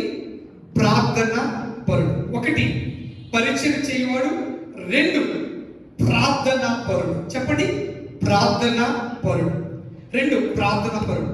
సమూయేలు ప్రార్థనా పరుడు. బైబిల్లో కీర్తన 99వ కీర్తన 6వ వచనంలో, కీర్తన 99వ కీర్తన 6వ వచనంలో ఆయన నామమును బట్టి ప్రార్థన చేయి వారిలో సమూయేలు ఉండెను. వారు యెహోవాకు మొరపెట్టగా ఆయన వారికి ఉత్తరమిచ్చెను. సమూయేలు ఎవరు? ఆయన నామమును బట్టి ప్రార్థన చేయి వారిలో సమూయేలు ఉండెను. ప్రార్థన చేయి వారిలో సమూయేలు ఉండెను. చెప్పండి మరోసారి, ప్రార్థన చేయి వారిలో సమూయేలు ఉండెను. ఒక్క ప్రశ్న, నీవు ఎవరిలో ఒకడివి? కొంతమంది చెప్తారు మా పిల్లలు కోయర్ టీంలో ఉంటారండి. అబ్బా మంచిది, అంతకంటే గొప్పది మా పిల్లలు దావీదులో నాట్యమాడి కొరియోగ్రఫీ చేసి డాన్సెస్ వేసి దేవుడు వైపరుస్తారండి. Very good. మా పిల్లలు నీవు అడుగుతున్నాడు, దేవుడు అడుగుతున్నాడు, ఎవరిలో ఒకడివి? సమూయేలు ప్రార్థన చేయి వారిలో ఒకడు. స్టేజి మీద కనబడుతున్న వారిలో ఒకరి కంటే ప్రార్థన చేసే వాళ్ళు ఒకరిగా ఉన్నవారంటే దేవునికి ఇష్టం. అట్టి తత్వం, అట్టి గుణం, అట్టి మనసు ఈరోజు నువ్వు సంపాదించుకోగలిగితే, అట్టి రీతిగా నీవు జీవించగలిగితే, సంఘ క్షేమం కొరకు, దేశ క్షేమం కొరకు, నీ చుట్టూ ఉన్న ప్రజల క్షేమము, రక్షణ కొరకు, దేవుని రాజ్య వ్యాప్తి కొరకు, దైవ జనుడు దేవుని చేత అభిషేకం పొంది వాడబడుట కొరకు ప్రార్థన చేసే వ్యక్తివి, ప్రార్థన పరుడివి, ప్రార్థన పరురాలివి నీవా కాదా? సమూయేలు ప్రార్థన చేయు వారిలో ఉన్నాడు. ప్రార్థన పరుడు. బైబిల్ చెప్తుంది ఇర్మియా గ్రంథం 31వ అధ్యాయం 9వ వచనములో, వారు నన్ను ప్రార్థించుచుండగా నేను వారిని నడిపించుదును, వారు త్రొట్టిల్లకుండా చక్కగా పోవు బాటను నీళ్ళ కాలువల యొద్ద వారిని నడిపించును. నీటి కాలువల యోరన నాటబడిన ఒక చెట్టు తన కాలమందు ఫలించును, ఎప్పటికీ వాడిపోదు. అటువంటి ఫలములు నీ జీవితంలో కావాలంటే, నీవు ఫలభరితుడిగా ఉండాలంటే, ఫల సమృద్ధి కలిగిన వాడిగా నిన్ను చూచిన వారు ఆహా అనుకొని మెచ్చుకున్నంతగా నీవు ఫలభరితురాలుగా ఉండాలనుకున్నావు కదా. అయితే దేవుడు కోరుతుంది తెలుసా? ప్రార్థన. మళ్ళా చూడండి, ఇర్మియా 31:9లో, వారు నన్ను ప్రార్థన చేయించుండగా నేను వారిని నడిపించుతాను, వారు త్రొట్టిల్లకుండా చక్కగా పోవు బాటను నీళ్ళ కాలువల యొద్ద వారిని నడిపించును. ఈ జీవితంలో ముందుకు వెళ్తున్న కాలంలో, ముందున్న దినములు, నెలలు, సంవత్సర కాలంలో జరుగుతూ ఉండగా నీవు హాయిగా ప్రశాంతంగా నీ పిల్లల జీవితంలో ఏ కొదువ లేని సమృద్ధిని సంతృప్తిని చూడాలనుకుంటున్నావా? నీటి కాలువల యోరలు నాటబడిన ఒక చెట్టులా నీవు నీ పిల్లలు వర్ధిల్లుచు, ఏ విషయంలో లోటు లేకుండా కొదువు లేకుండా, ఏ ఒక్కరి దగ్గరికి వెళ్ళి చేయి చాచి అడగనక్కర లేని విధమైన సమృద్ధి కలిగిన స్థితిలో నీవు నీ కుటుంబ నీ పిల్లలు ఉండాలా? ఏ ఒక్కరితో ఏలెత్తి చూపించుకోకుండా నీ ఇంట వాకిట నీవిచ్చే సలహాలు, నువ్వు చెప్పే సూచనలు వినాలి అని నీ దగ్గరికి వచ్చే వారుగా, నీవు ఒకరి దగ్గరికి వెళ్ళే వ్యక్తిగా కాకుండా అనేకులు నీ దగ్గరికి రాగలిగే స్థితిలో, అనేకులకు నువ్వు గుప్పిలు విప్పి సహాయపడగలిగే స్థితిలో, నీ ఇంట అనేకులకు ఆహారం పెట్టగలిగే స్థితిలో నీవు నీటి కాలువల యోరన నాటబడిన ఒక చెట్టులా నిండుగా ఫలములు కలిగిన వృక్షముగా బారిని చిగురించే ఒక చెట్టుగా నీ జీవితం, నీ కుటుంబం, నీ ఇల్లు ఉండాలనుకుంటున్నావా? అయితే సమూయేలు వలె ప్రార్థనలో ఉండు. ప్రార్థన మన ఊపిరై ఉండాలి. మిగిలిన అన్ని పనులు పరిచర్ల కంటే బెస్ట్ టాప్ అనేది నా దృష్టిలో నేను బైబిల్ చదివి నేను ప్రభు సన్నిధిలో ప్రార్థనతో తెలుసుకున్నంత వరకు అన్నిటికంటే విలువైనది శ్రేష్టమైనది ప్రార్థన. అందుకే తిమోతి పత్రికలో ఉంటుంది, అందరి కొరకు నువ్వు ప్రార్థించి అప్పుడు సుఖముగా నెమ్మదిగా బ్రతుకుతాం. లూకా సువార్త 21వ అధ్యాయం 36వ వచనం. లూకా సువార్త 21వ అధ్యాయం 36వ వచనం నేను చదువుతా చూడండి. కాబట్టి మీరు జరగబోవు వీటినెల్లా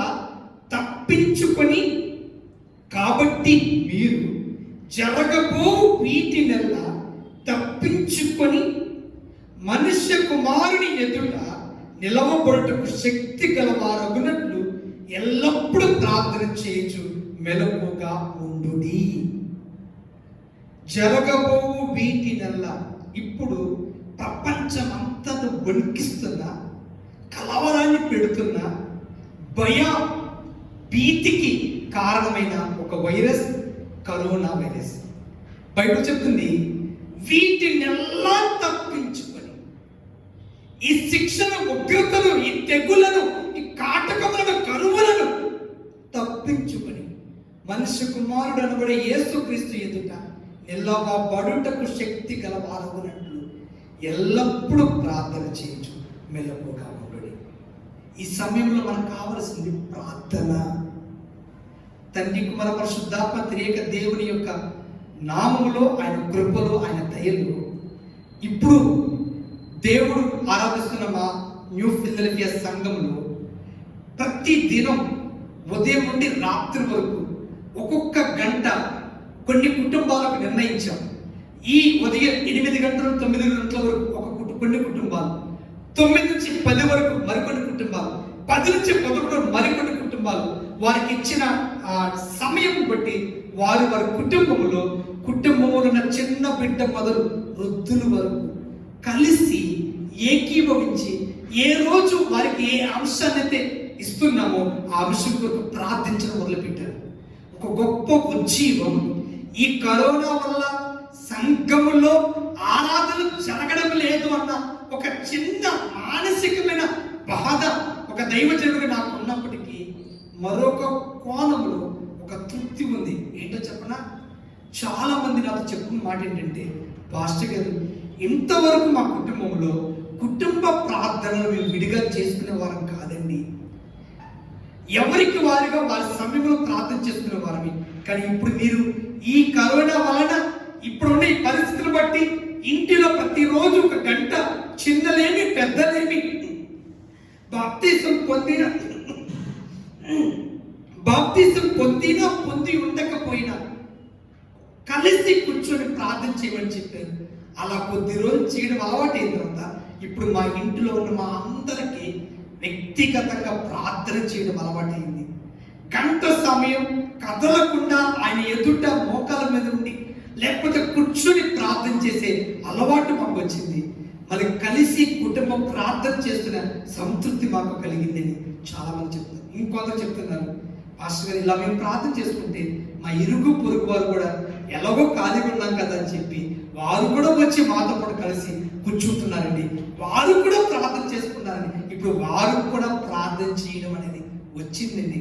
వారు ప్రభుని ప్రార్థనతో అడిగి ఆశీర్వాదాలు పొందుతున్నారండి. బా, ఎంత గొప్ప మాట నిజం. ప్రార్థన ఇలాంటి క్లిష్ట పరిస్థితుల్లో, అందుకే శ్రమ దినమున నువ్వు కృంగిన ఎడల చేత కాని వాడైపోతావు. ఎక్కడైనా ఏ పరిస్థితులైనా మనకి దేవుడిచ్చిన ఆయుధం ప్రార్థన. ఆ గొప్ప ప్రార్థన పరుడు సమూయేలు స్థిరపడ్డాడు. 1 పరిచర్య చేసే స్వభావం, 2 ప్రార్థనా పరుడు, 3 సమూయేలు మొదటి గ్రంథం 7వ అధ్యాయం 17వ వచనం.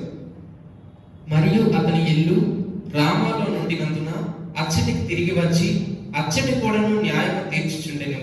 మరియు అతడు అక్కడ యెహోవాకు ఒక బలిపీఠము కట్టెను. 7వ అధ్యాయం 17వ వచనంలో అతని ఇల్లు రామాలో నుండినందున అచ్చటికి తిరిగి వచ్చి అచ్చట కూడా న్యాయము తీర్చుచుండెను. మరియు అతడు అక్కడ యెహోవాకు ఒక బలిపీఠం కట్టాడు. అది ఒక మందిరముగా కట్టాడు. అది ఎవరి ఇల్లు? అతడు వచ్చిన ఆ రామాలో తనకు ఇల్లు ఉంది. నేను అనుకుంటున్నా మన పరిభాషలో మనకు అర్థం అవడానికి చెప్తున్నా. పాపం తన తల్లిదండ్రులు తనకు ఆస్తిగా స్వాస్యముగా ఒక ఇల్లు ఇచ్చారు. ఆ ఇల్లును కూడా దేవుని మందిరముగా యెహోవాకు బలిపీఠము కట్టి అనేకులు వచ్చి దేవుని సన్నిధిలో సేవించగలిగే ఒక బలిపీఠముగా, ఒక మందిరముగా తన ఇల్లునిచ్చేశాడు. దీంట్లో మనం తెలుసుకోవాల్సింది గొప్ప సమర్పణ, త్యాగం కలిగిన వాడు. యేసు కొరకు తన తల్లిదండ్రులు తనకిచ్చిన ఆ గొప్పది తిరిగి దేవునికి ఇచ్చాడు. గొప్ప సమర్పణ, త్యాగం కలిగిన వాడు. గొప్ప సమర్పణ, త్యాగం. ఈరోజు నీకు ఆ మనసు ఉందా? బైబిల్ చెప్తుంది లూకాసు వార్త 6వ అధ్యాయం 38వ వచనంలో, క్షమించుడి అప్పుడు మీరు క్షమించబడుదురు, ఇయ్యుడి అప్పుడు మీకు ఇవ్వబడును. ఈ పాయింట్ ప్రతి ఒక్కరి శ్రద్ధగా ఆలోచించాలి. ఇయ్యుడి అప్పుడు మీకు ఇవ్వబడు. ఎవరు చెప్పారు? యేసు ప్రభువారు శరీరధారిగా ఉండగా తన నోటితో తను చెప్పిన పదం ఇవ్వుడి అప్పుడు మీకు ఇవ్వబడు. మనం ఇవ్వడం ఎవరికి ఇస్తుంది తెలుసా? ఏ వస్తువైనా, ఏ డబ్బైనా మనం హెల్ప్ చేశామంటే వారు తిరిగి మనకి ఇస్తారు అనుకుంటేనే ఇస్తాం. అంతే కదండి? వారు మనకి ఇవ్వగలరా? ఇప్పుడు అడుగుతున్న ఈ వ్యక్తి, తీసుకుంటున్న వాడు తిరిగి తెచ్చి ఇవ్వగలడా? తన స్తోమత ఏంటి? తన మనస్సు ఏంటి? ఇచ్చే మనసైనా, ఇవ్వగలిగిన స్తోమత స్థితి తనకు ఉందా అని చూచి అప్పుడే మనం ఒక వ్యక్తికి ఏదైనా ఇస్తాం. కానీ ఒక గొప్ప సత్యాన్ని మానవులు మర్చిపోతున్నారు, కానీ ఇప్పుడు పాటిస్తున్నారు కూడా చాలా వరకు. ఏంటో తెలుసా? ఇవ్వుడి మీకు ఇవ్వబడు. అంతపడి చెప్పండి, ఇవ్వుడి మీకు ఇవ్వబడు. మనం ఇచ్చేది తిరిగి ఇవ్వగలిగిన స్థితిలో ఉన్న వారికి ఇస్తాం. మనం ప్రేమిస్తాం, మనం ఒక ఫంక్షన్కి పిలుస్తాం, వారు మనం పిలిచారు కాబట్టి పిలుస్తాం, వారు రేపు మనం పిలుస్తారు కాబట్టి పిలుస్తాం, వారు మనం ప్రేమిస్తున్నారు కాబట్టి ప్రేమిస్తాం. ఇది కాదు క్రీస్తు యేసు కలిగిన మనస్సు. ఇవ్వుడి, మీరు సహాయపడండి, ఉపయోగపడండి, చెయ్యి కుప్పలు విప్పండి. ఇప్పుడున్న ఈ రోజుల్లో క్లిష్ట పరిస్థితుల్లో ప్రపంచము, దేశము, మన రాష్ట్రము, మన ఉంటున్న పట్టణము, జిల్లా చాలా బాధపడుతుంది. ఏంటి చెప్పదా? సుమారుగా ఇప్పుడు 1 నెల దినాలు దాటిపోయింది. ఇల్లు కదిలి బయటికి వెళ్ళక, సాధారణంగా సామాన్య కుటుంబాలు ఏ రోజుకి ఆ రోజు అది ఆటో నడిపి కానీ ఒక ఇడ్లీ బండి పెట్టుకొని కానీ వారి చిన్న కూలి పనులు చేసుకునే వారు ఉన్నారు. వారు ఒక రోజు వెళ్ళకపోయినా పర్వాలా, 2 రోజులు పర్వాలా, కానీ ఇప్పుడు నెల దినాలు దాటిపోయింది. వారి ఇంట్లో ఎలా తినాలి, ఇప్పుడు ఎలా కూర్చున్నా ఖర్చు తగ్గవు, ఇంట్లో ఉన్నామని అవసరాలు ఆకలి మానదు. అలాంటప్పుడు వారి ఆపదలో ఉన్నారు. బైబిల్ చెప్తుంది, ఈ ఊడి దేవుడిని దీవించినప్పుడు, నీకు కలిగి ఉన్నప్పుడు, ఇలాంటి సమయంలో నువ్వు నీ చుట్టూ ఉన్న వారికి, నీ తోటి వారికి, ఆపదలో అవసరంలో ఉన్న వారికి ఇవ్వడం మొదలు పెట్టండి. నేను ఈ ఊరు వచ్చి శ్రీకాకుళం విజయవాడ నుంచి వచ్చిన కొద్ది దినములలో ఒక దైవజనులు నాకు పరిచయం అయ్యారు. శ్రీకాకుళంలో పాస్టర్ గారు, పిలుపు పాస్టర్ గారిని, ఆయనకి చదువు రాదు కానీ మంచి సేవ చేస్తున్నారు. ఆ పరిచయమైన మొదటి దినాల్లో ఆయన ఒక మాట చెప్పాడు. ఆయన ఇంటికి ఎవరు వచ్చినా మంచి ఆహారం పెడుతూ ఉంటారు. వారికే కాదు, మేము ఈ ఊరు వచ్చిన కొద్ది కాలం అసలు ఎంత గొప్పగా మమ్మల్ని ప్రేమించి మాకు ఆదుకున్నారో చెప్పలేము. అంత మంచి మనసు. అతను అడిగారు, ఇలా మీరు ఖర్చు పెట్టేస్తుంటే, ఇలా ఇచ్చేస్తుంటే ఎలా పాస్టర్ గారు? అప్పుడు ఆయన ఏం చెప్పింది సార్, ఒక మంచి ఉదాహరణ చెప్పారు. బావి నీకు తెలుసా అన్నారు. తెలిసేది. బావిలో నీరు కొంత మట్టుకు నీళ్ళు కనబడతాయి. ఉదయాన్న ఆ ఊరిలో ఉన్న అందరూ వచ్చి ఆ బావిలో నీళ్లు తోడుతారు. మళ్ళా నీళ్ళు ఎక్కడ దాకా ఉంటాయి అన్నారు. ఎంత తోడినా ఇంతకు ముందు ఎక్కడ దాకా ఉన్నాయి అక్కడ దాకా ఉంటాయి అన్నారు.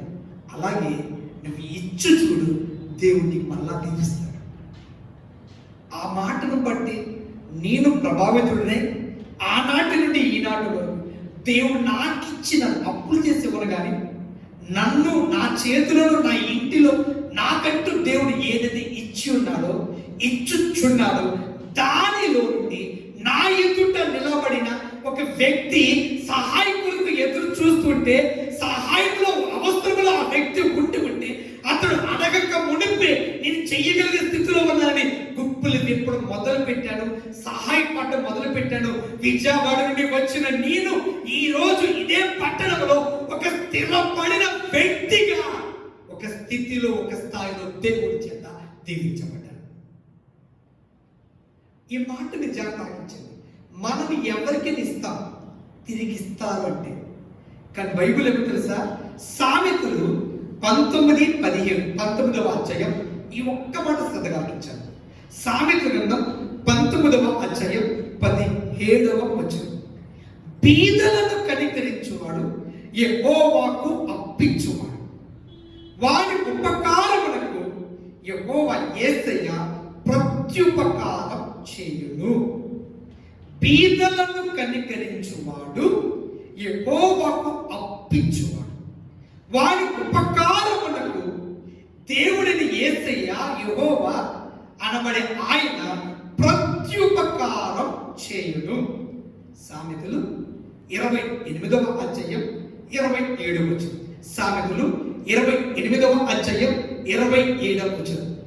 బీదలకిచ్చు వానికి లేమి కలుగదు. లేమి అంటే కలుగు, లోటు. ఇందా చెప్పారు కదా, ఒక బావిలో ఇంత మట్టుకు నీళ్ళున్నాయి, పైనుంచి తోడా, చాలా మంది తోడుకోలేరు, అలా నీళ్ళు అక్కడికే పడతాయి. నీవు బీదలకు, దరిద్రులకు, కడు దీనులకు, ఆపదలో, ఇబ్బందులలో, అవసరములో సహాయకులకు ఎదురు చూస్తున్న వారు నీ కళ్ళ ఎదుట ఉంటే, నీ దేవుడు, మన దేవుడు నీకు సామర్థ్యం ఇచ్చుంటే, నీ చేతులు తీర్చుంటే, కలిగిన దానిలో నుండి బీదలకు, ఇబ్బంది పడుతున్నవారికి సహాయపడు.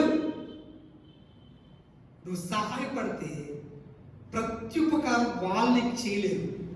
నువ్వు ఇచ్చినందుకు యెహోవాకు అప్పించినట్టు, యేసయ్యకి అప్పించినట్టు ఆయన తిరిగిస్తాడు. ఇందా చెప్పాను కదా, మనం ఒక వ్యక్తికి ఇచ్చేటప్పుడు ఆ వ్యక్తి తిరిగి ఇవ్వగలిగే స్థితిలో ఉన్నాడా లేడా, తిరిగి ఇచ్చే మనసు ఉందా లేదా, ఈ రెండు చూస్తాం. ఇప్పుడు పేదలకు ఇస్తున్నాం, దేవునికి ఇచ్చినట్టు, యేసయ్యకి అప్పించినట్టు. మన యేసయ్య ఎవరు తెలుసా? మోషేతో దేవుడు అంటాడు, మోషే అడుగుతాడు దేవుడిని, మోషేకి దేవుడు ప్రత్యక్షమవుతాడు. దేవుడిని అడుగుతాడు, నువ్వు ఎవరు? బైబిల్ చెప్తుంది నిర్గమకాండం 3వ అధ్యాయం 14వ వచనంలో మోషేతో దేవుడు, అందుకు దేవుడు తనని పరిచయం చేసుకుంటున్నాడు. తాను ఎవరు అన్నది మోషేకి దేవుడు స్వయంగా పరిచయం చేసుకుంటున్నాడు. ఏమని తెలుసా? అందుకు దేవుడు మోషేతో, నేను ఉన్నవాడను. మాట కదా, వాళ్ళు బాగా ఉన్నారండి, చాలా ఉండాలండి. ఈ లోకంలో ఉన్న వాళ్ళు అనుకుంటున్నావే, వాళ్ళ ముందు ఎంత, వాళ్ళకి ఎంత ఉంది? మనం ఆరాధించే దేవుడు ఎవరు తెలుసా? మన ఆరాధ్య దేవుడు తెలుసా? నేను ఉన్నవాడిని. ఏమున్నాయి నా దగ్గర? సర్వం సమస్తం నా దగ్గర ఉన్నాయి. సర్వ సంపదలు, సర్వ ఐశ్వర్యం నా దగ్గర ఉన్నాయి. మనము బీదలకిస్తే దేవునికి అప్పించినట్టు, మనం బీదలకిస్తే ఇచ్చినందుకు మన ఉన్నవాడిన దేవుడు మనం ఎంతైతే ఇచ్చామో ఇవ్వడి నీకు ఇవ్వబడదు. ఎలా ఇస్తాడు? అనచి కుదించి దిగజారునట్లుగా. ఇది తెలియట్లా చాలా మందికి, ఇది తెలియట్లా. ఇప్పటి కాలం ఈ సంక్లిష్ట పరిస్థితుల్లో దేశం, రాష్ట్రం, మన పట్టణం, మన చుట్టూ ఉన్న ప్రజలు ఇబ్బంది పడుతూ ఉంటే గుప్పులు ఎవరు ముయ్యద్దు. చేతనేంత మట్టు అప్పులు చేసి మనట్లా దేవుడు నీకిచ్చిన దానిలో, ఉన్న దానిలో తోటి వరకు ఉపయోగపడు. తిరిగి దేవుడిస్తాడు. ఇచ్చే దేవుడు, మనం ఆరాధించే దేవుడు ఉన్నవాడు. ఆయన చెప్తాడు, నేను ఎవరు? బాగా ఉన్నవాడిని, ఏదైనా నీకు ఇవ్వగలను. నువ్వు ఇచ్చేది పేదలకు, అవసరంలో ఉన్నవారికి నువ్వు సహాయపడుతున్నావు. కానీ ప్రతి ఫలం దేవుడిస్తాడు. దేవుడు ఉన్నవాడే. ఈ రహస్యం తెలిసి నువ్వు చెయ్యగలిగితే నీ పిల్లల జీవితంలో వచ్చేసరికి చెప్పసక్యం కానీ ఆశీర్వాదం చూస్తాడు. ఒక బాలుడు యేసుప్రభు దగ్గర ఉన్నాడు. యేసుప్రభు దగ్గర బాలుడే కాదు, వేల మంది ప్రజలు ఉన్నారు. యేసుప్రభు ప్రజల యొక్క ఆకలిని చూచి, అవసరాన్ని చూచి శిష్యులతో అంటున్నాడు, మీరు వారికి ఆహారం పెట్టుడి. అప్పుడు బాలుడు అంటాడు, తన దగ్గర ఉన్న ఆహారం తన చేతిలో ఉన్నది యేసయ్యకి ఇచ్చాడు. యేసయ్య అందరు ఆకలితో వాళ్ళందరికీ పంచిపెట్టాడు. తిరిగి ఆ బాలుడు 12 గంపల రొట్టెలతో ఇంటికి వెళ్ళాడు. తన దగ్గర ఉంది కొంచెమే, దేవుడికి ఎప్పుడైతే ఇవ్వడం మొదలుపెట్టాడు. దేవుడు అంటే ఏసీ తినమని వల్ల అక్కడ ఏసీ అడిగింది, నాకు ఆకలి వస్తుంది, నాకు రొట్టెలు కావాలి అడగల. ప్రజలు ఆకలితో ఉన్నారు. వీళ్ళు పప్పు వేస్తే మార్గమధ్యంలో మూర్చిల్లిపోతారు, సొమ్మసిల్లిపోతారు, కళ్ళు తిరిగి పడిపోతారు. ఆకలితో ఉన్న వారికి ఆహారం పెట్టాలి అనగానే బాలుడు అన్నాడు, నా దగ్గర ఉన్నాయి ప్రభువా, ఇచ్చే. తన దగ్గర వడ్డీగా ఇచ్చాడు. ఎదుటి వారి ఆకలి తీర్చడానికి ఇచ్చాడు. ఎదుటి వారి యొక్క అవసరాన్ని యేసు ప్రభు చెప్పడం ఆలస్యం, ఆ అవసరాన్ని గుర్తించి నా దగ్గర ఉంది అని ఎదుటి వారికి ఇవ్వడానికి ఇచ్చాడు. తద్వారా తాను తిన్నాడు, తన ఇంటికి కూడా తీసుకెళ్ళినట్లుగా, తన తర్వాత కూడా మిగిలినట్లుగా దేవుడు దీవించాడు. ఈ పరిస్థితిలో ఈ వర్తమానం వింటున్న తమ్ముడు, చెల్లి, ప్లీజ్ మనం క్రీస్తు యేసు కలిగిన మనసు కలిగి ఉన్నాం. ఇవి ఇచ్చే ప్రతి దానికి ప్రభు తిరిగి ఇవ్వబోతున్నాడు. ఎవరికి ముట్టినా ఈ సందర్భంలో మన చుట్టూ ఉన్న ఇబ్బంది పడుతున్న వారికి మొగం తిప్పద్దు, అవసరంలో ఆదుకో. దేవుడిని దీవించాడు, దేవుడిని ఆస్వాదించాడు. నీకున్న స్థితిలో ఎదుటి వరకు ఉపయోగపడు. గొప్ప సమర్పణ, త్యాగం, ఇది చాలా అవసరం. ఇది ఈ సమయంలో ఒక క్రైస్తవుడిగా మన బాధ్యత. ఇది దేవుడు మన పన్నుని కోరుతున్నాడు, మన వైపు తేరి చూస్తున్నాడు. ఈ స్వభావం కలిగిన వ్యక్తిగా నీ ఉండగలిగితే సమూయేలు స్థిరపరిచిన దేవుడు నీ జీవితాన్ని కూడా స్థిరపరుస్తాడు. నువ్వు ఇచ్చి నువ్వు లోటుపడవు. లేమి పేదలకు ఇచ్చువానికి లేమి కలుగదు. కొందరు గొప్పలకి ఇస్తారు, ఫోటోలకి దిగడానికి, పేరు తెచ్చుకోవడానికి 4 రూపాయలు ఇచ్చినట్టు చూపించి వెనక నుంచి 4 రూపాయలు ఇంకెక్కడి నుంచో వస్తువు చేసుకోవడానికి ఇస్తారు. అలా ఇస్తే నేను చెప్పలేను, దానికి ప్రతిఫలం దేవుడు ఇస్తాడని చెప్పలేను. కానీ నీ మనస్సాక్షిని అడుగు. నువ్వు చేయుచున్న ఇప్పుడు చెప్పిన ఈ గుణం బైబిలుకు అనుగుణమైన క్రీస్తు యేసు ఎదుట యోగ్యమైన మనసుతో నువ్వు చేయగలిగితే, ఇతరులకు ఉపయోగపడగలిగితే, సహాయపడగలిగితే దేవుడు తప్పక నీకు ప్రత్యుపకారం ఇస్తాడు. పేదలకు మనం ఇస్తే వాళ్ళు తిరిగి మనకి ఇవ్వకపోవచ్చు, కానీ మన పేదలకు ఇస్తే యేసయ్యకి అప్పించినట్టు. యేసయ్య ఎవరు తెలుసా? సర్వ సంపదలు ఆయన యందు గుప్తములై ఉన్నాయి. బుద్ధి జ్ఞానముల సర్వ సంపదలు ఆయనలో గుప్తమై ఇమిడి ఉన్నాయి. సర్వైశ్వర్యాలు ఆయన చేతిలో ఉన్నాయి. ఆయన గుప్పిలి విప్పి నువ్వు పేదలకు ఇస్తూ ఉంటే ఆయన గుప్పిలి విప్పి ఆకాశం తెరిచి నీ ఒడిలో, నీ ఇంటిలో నీ కొరకు మార్గాలు తెలుస్తూ ఉంటాడు. ఇవ్వగలిగిన దేవుడు మనకున్నాడు కనుక మనం ఈ సమయంలో, ఈ పరిస్థితిలో నిశ్చయముగా క్రీస్తు యేసు కలిగిన మనసుతో, త్యాగ గుణముతో, సమర్పణతో ముందుకు వెళ్దాం. 4 సమూయేలు మొదటి గ్రంథం 9వ అధ్యాయం 6వ వచనం. 9వ అధ్యాయం 6వ వచనం. ఇదిగో ఈ పట్టణంలో దైవజనుడు ఒకడున్నాడు, అతడు బహుగనుడు. ఆలకించండి. మన అంశం సమూయేలు స్థిరపడి, దేవుడు స్థిరపరిచాడు. స్థిరపరిచే స్థితిలో మనము కూడా ఉండాలంటే సమూయేలు వంటి వారమై ఉండాలి. ఒకటి, పరిచర్య చేసే స్వభావం, చేయించుకునే వారుగా, అదార్థం చేసేవారుగా కాకుండా సహాయపడేవారుగా ఉండాలి. 2, ప్రార్థనా పరుడు. 3, సమర్పణ, త్యాగం, దేవుని కొరకు చేసే స్వభావం కలిగిన వాడు. 4, సాక్ష్యం కలిగిన వాడు. ఏ సాక్ష్యం? అక్కడ వాక్యం ఉంది, మొదటి సమూయేలు 9వ అధ్యాయం 6వ వచనం. అతడు బహుగనుడు, మంచి పేరు పొందాడు. బైబిల్ చెప్తుంది మొదటి సమూయేలు గ్రంథం 2వ అధ్యాయం 26వ వచనంలో సమూయేలు బాలుడుగా ఉన్నప్పుడే యెహోవా దయలో, మనుషుల దయలో వర్ధిల్లు చూడాడు.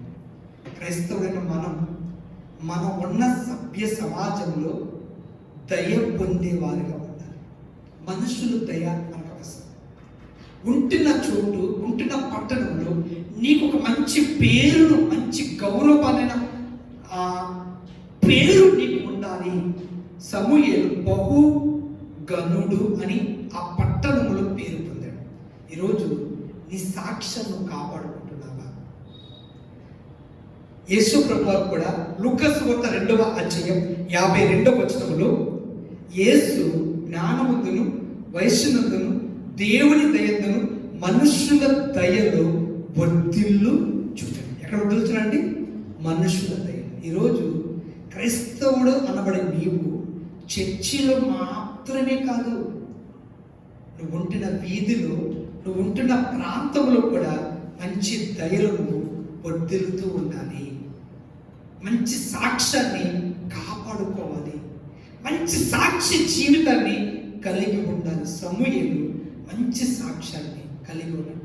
12వ అధ్యాయంలో సమూయేలు అడుగుతాడు ప్రజలతో, ఇశ్రాయేలు ప్రజలారా, నేను మీ మధ్య ఏదైనా తప్పిదం చేశానా, అన్యాయంగా ఏదైనా తీసుకున్నానా, నా వలన మీ ముందు ఏదైనా తప్పు నా నుండి జరిగిందా చెప్పండి.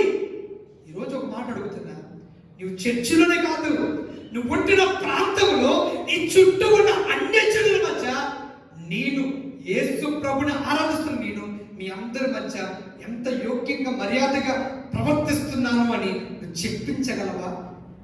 ఆ సాక్ష్యాన్ని కాపాడుకుంటున్నావా? క్రీస్తు యేసు కలిగిన మనసుతో నువ్వు జీవిస్తున్నావా? సమూయేలు సవాల్, యేసు ప్రభు తర్వాత ఈ మాట సవాల్ ప్రజల ముందు వేసిన వ్యక్తి సమూయేలు అనుకుంటారు. నాలో పాపం ఉందని మీరు ఎవరైనా చూపగలరా అని యేసయ్య ప్రశ్నించినట్టుగా సమూయేలు కూడా ఇశ్రాయేలు జనాంగం పిలవనప్పించి వారి ముందు అడుగుతున్న మాట చూద్దాం. మొదటి సమూయేలు గ్రంథం 12వ అధ్యాయం నేను చదువుతా చూడండి. 3వ వచనం నుండి, ఇదిగో నేనున్నాను, ఇశ్రాయేలు ప్రజలందరినీ మధ్య పిలిపించి 1 నుండి. అప్పుడు సమూయేలు ఇశ్రాయేలు అందరితో ఇట్లనెను, ఆలకించుడి, మీరు నాతో చెప్పిన మాట అంగీకరించి మీ మీద ఒక రాజుగా నియమించున్నాను. రాజు మీ కార్యమును జరిగించును. నేను తల నెరిసిన ముసలివాడు, జాతవించండి, నేను తల నెరిసిన ముసలివాడను, నా కుమారుడు మీ మధ్య ఉన్నారు. బాల్యము నుండి నేటి వరకు, అంటే తల నెరిసిన ఈ రోజు వరకు, బాల్యము నుండి తల నెరిసిపోయిన ఈ రోజు వరకు నేను మీ కార్యము జరిగించుచు వచ్చి తిని, ఇదిగో నేనున్నాను. నేను ఎవని ఎప్పుడైనా తీసుకుంటున్నా, ఎవని గార్ధవనైనా పట్టుకుంటున్నా, ఎవరికైనా అన్యాయం చేసి తినా, ఎవరినైనా బాధ పెట్టి తినా, న్యాయము నాకు అగపడకుండు ఎవని ఎద్దునైనను లంచం పుచ్చుకొంటినా, అలాగూ చేసిన ఎడల యెహోవా సన్నిధిని ఆయన అభిషేకం చేయించిన వాని ఎదుట వాడు నా మీద సాక్ష్యం పలకాలి. ఛాలెంజ్. బాల్యము నుండి ఇదిగో ఈ ముసలితనం వరకు మీ మధ్య ఉన్నారు కదా, మీ మధ్య జీవించారు కదా. నా ఈ జీవితంలో ఎక్కడైనా మీ మధ్య తప్పిదం, పొరపాటులు, దేవుని నామానికి అవమానం తెచ్చే క్రియలు, అలవాటులు, పద్ధతులు ఏమైనా చేశానా చెప్పండి. యేసు ప్రభు తర్వాత ఇలా సవాల్ చేసే వ్యక్తి సమయాలు. ఈరోజు నీకు ఆ గడ్స్ ఉన్నాయా? చర్చిలో నిన్ను పరిశుద్ధుల సంఘానికి అధ్యక్షుడు అనొచ్చు, నీ అంత పరిశుద్ధురాలకు ఉండవచ్చు. చర్చిలో పేరు పొందడం కాదు గొప్ప, నువ్వు ఉంటున్న వీధిలో, నువ్వు ఉంటున్న కాలేజీలో, నీ చుట్టూ ఉన్నవారు, ప్రాముఖ్యంగా నీ ఇంటి వారు. నేను హౌస్ విజిటింగ్కి వెళ్ళినప్పుడు చెప్తుంటారు, బాబు మా అబ్బాయి, మా అమ్మాయి, నా భార్య, నా భర్త. ఈరోజు నేను గుండె మీద చేసి చెప్పడం కాదు, నా ఇంటిలో నా భార్యను, నా బిడ్డలను, నా తల్లిదండ్రులను నిలవబెట్టి వారి ముందు మీతో చెప్పగలిగితే అది నిజమైన సాక్ష్యం. ఈరోజు ఏ సాక్ష్యం కలిగి ఉన్నావు? నీ సాక్ష్యాన్ని కాపాడుకుంటున్నావా? బైబిల్ పట్టుకున్న నీవు, క్రీస్తును వెంబడిస్తున్న నీవు, నీ సాక్ష్యం ఎలా ఉంది? బైబిల్ చెప్తుంది, తీతు రాసిన పత్రిక 2వ అధ్యాయం నేను చదువుతా చూడండి, 7వ వచనం క్లారిటీగా ప్రభు చెప్తున్నాడు. పరపక్షమందుండు వాడు మనలను గురించి. పరపక్షం అంటే పరపక్షం, మనకి వ్యతిరేకంగా ఉండువారు మనలను గూర్చి చెడు మాట ఏది చెప్పనేరక, నీకు వ్యతిరేక గుంపు వారు వెతికిన నీ మీద ఏ చెడ్డ మాట చెప్పనేరక సిగ్గుపడునట్టు, నీ ముందు, నీ మంచితనం ముందు, నీ యోగ్యత ముందు వాళ్ళకి శత్రువులే, కానీ నీ ముందు సిగ్గుపడాలి. ఈరోజు అన్య జనుల మధ్య ఉంటున్న నీవు, పరపక్షమందున్నవారు అన్య జనులు నిన్ను గూర్చి చెడ్డ మాట చెప్పకుండా, ఎంత యోగ్యుడండి, ఎంత యోగ్యురాలండి, ఎంత మంచివారండి, ఏం చెప్తున్నారు ఈ మాట? కొందరు అంటారు, ఏదైనా సమస్య వచ్చినప్పుడు చర్చికి వెళ్తున్నారు మీరు, ఇదేనా మీ పాస్టర్ గారిని చెప్పింది, ఇదేనా మీరు దేవుని దగ్గర నేర్చుకుంటుంది అని ఒక అన్యులు నిన్ను అంటున్నారా? అనేవంటి జీవితమా ఈ జీవితం?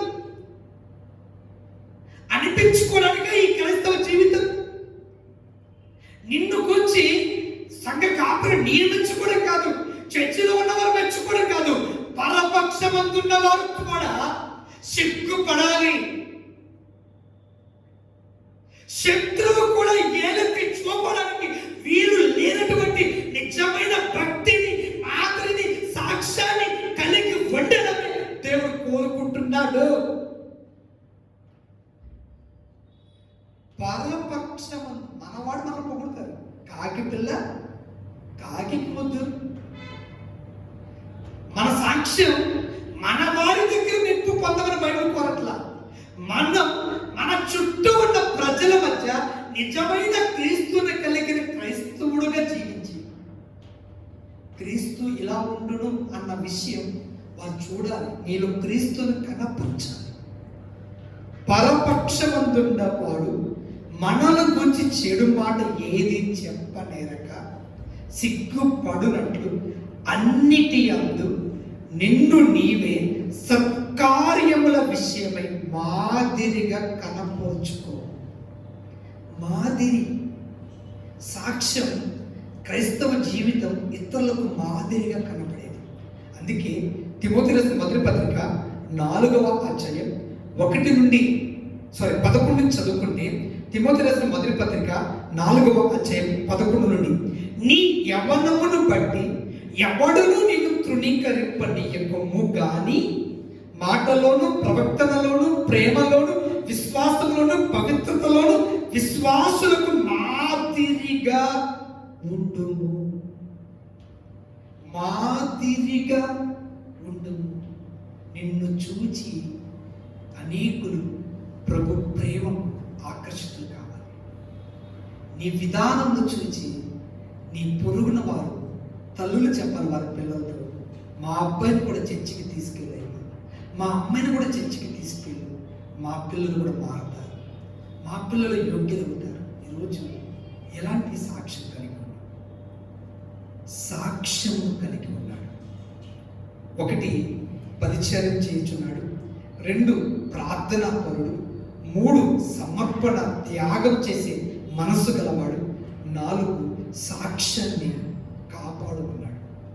కనుకే తండ్రి అయిన దేవుడు, సృష్టికర్త దేవుడు యెహోవాను ప్రవక్తగా స్థిరపరిచాడు.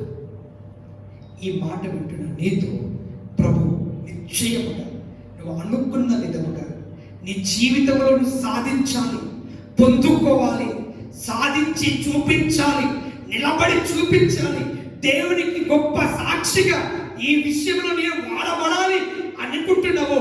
దానిలో నువ్వు స్థిరపడ్డానికి సమూయేలు వంటి తత్వం, స్వభావాన్ని కలిగి జీవించి చూపించి చూడు. పక్షపాతము చూపని వాడు, సమూయేలు స్థిరపరిచిన వాడు నిన్ను, నన్ను, మనల్ని స్థిరపరచగలడు. దేవుడు ఈ మాట ద్వారా మనలను దీవించి ఆశీర్వదించును గాక. ఆమేన్. ప్రార్థన చేసుకుందాం. కళ్ళు మూసుకుందాం. మమ్మల్ని మిక్కిలిగా ప్రేమించిన మా పరలోకపు తండ్రి యేసయ్య, సమూయేలు స్థిరపడేను. మేము నీవు శరీరధారిగా ఉండగా చెప్పావు, మీలో ముఖ్యుడిగా ఉండగోరువాడు, గొప్పవాడిగా ఉండగోరువాడు, పరిచారకుడిగా ఉండాలి, తగ్గించుకలిగి ఉండాలి.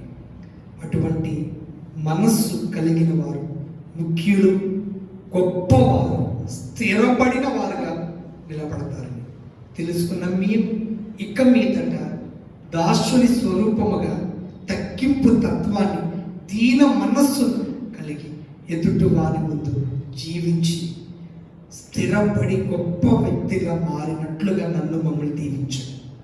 2 ప్రార్థనా పరుడు. ప్రార్థనా పరులలో సమూయేలు ఉండెను అనే లేఖనం ఉంది. అయ్యా, ప్రార్థన సమూయేలు జీవితాన్ని స్థిరపరిచింది. మా జీవితంలో ఏది సాధించి స్థిరపడాలన్నా ప్రార్థన ప్రార్థన ప్రార్థన అంటే ప్రార్థన మనస్సు అభిషేకం మాకు దయచేయండి. 3 త్యాగం. తన తల్లిదండ్రులు తనకిచ్చిన ఇల్లును నీ కొరకు ఇచ్చి ఉన్నాడు. అయ్యా, ఈరోజు మా దేశ పరిస్థితులు, మా చుట్టూ ఉన్న పరిస్థితులను బట్టి మాకు ఇవ్వబడిన దానిలో మేము కనికరించేవారుగా, సహాయపడేవారుగా, అవసరములో ఎదురు చూచుచున్నవారు, కొందరైతే అడగడానికి మొహమాటంతో అడగని వారు ఉన్నారయ్యా. వారు అడగలేదని ఎదురు చూడక ఎదుటి వారి అవసరాన్ని గుర్తించి సహాయపడి తద్వారా యెహోవాకే యేసేకి అర్పించినట్టు కనుక తిరిగి నీ నుండి అణచి కుదించి దిగజారుచున్న ఆశీర్వాదాన్ని పొంది స్థిరపడగలమయ్యా. 4 మంచి సాక్ష్యాన్ని తన ఉన్న చోటు కాపాడుకున్నాడు. మేము మా కుటుంబంలో, మేమున్న స్థలంలో మర్యాదస్తులమని యోగ్యులమని, మంచి సాక్ష్యమును, మంచి ప్రవక్తన కలిగిన వారిని, వీరిని వెంబడించుట మాకు మంచిది అని అనేకులు తలంచున్నట్లుగా మీకు సాక్ష్యాన్ని కలిగిన జీవితం మాకు దయచేయండి. సమూయేల్లో చూచిన ఈ గొప్ప ఈ 4 గుణాలు చూచి స్థిరపరచిన దేవా, వాటిని మేము కూడా కలిగి ఉంటే మేము ఏ విషయంలో స్థిరపడాలని అనుకుంటున్నాము, ఎక్కడ స్థిరపడాలనుకుంటున్నాము, సమూయేలు స్థిరపరిచిన దేవుడు, నిన్న నేడు నిరంతరము మారని వాడు, మార్పు లేని దేవుడు, మా జీవితాన్ని కూడా స్థిరపరిచి దీవించమని ప్రార్థిస్తున్నాను. ఈరోజు ఈ ఆరాధన అంతటిలో ఎంతో భయభక్తులుగా ఆరాధించిన ప్రతి కుటుంబంపై నీ ఆశీర్వాదం కుమ్మరించమని యేసు ప్రభు పేరు అడిగి వేడుకొనుచున్నాను తండ్రి. ఆమేన్. యేసు రక్తమే జయం, ప్రభు యేసు రక్తమే జయం, సిలువ రక్తమే జయం, అపవాది క్రియల అనంతనాశనం, యేసు రక్తమే సంపూర్ణ విజయం కలుగును గాక. ఆమేన్. మన తండ్రి అయిన దేవుని ప్రేమ, ప్రభువైన యేసుక్రీస్తు కృపయు, పరిశుద్ధాత్మ అన్యోన్య సహవాసం ఇప్పుడు ఎల్లప్పుడూ నిరంతరం ఈ ఆరాధనలో పాల్గొన్న ప్రతి బిడ్డ సదా తోడై ఉండి నడిపించును గాక. ఆమేన్. ఆమేన్. ఆమేన్. God bless you. దేవుడు మనలను దీవించును గాక.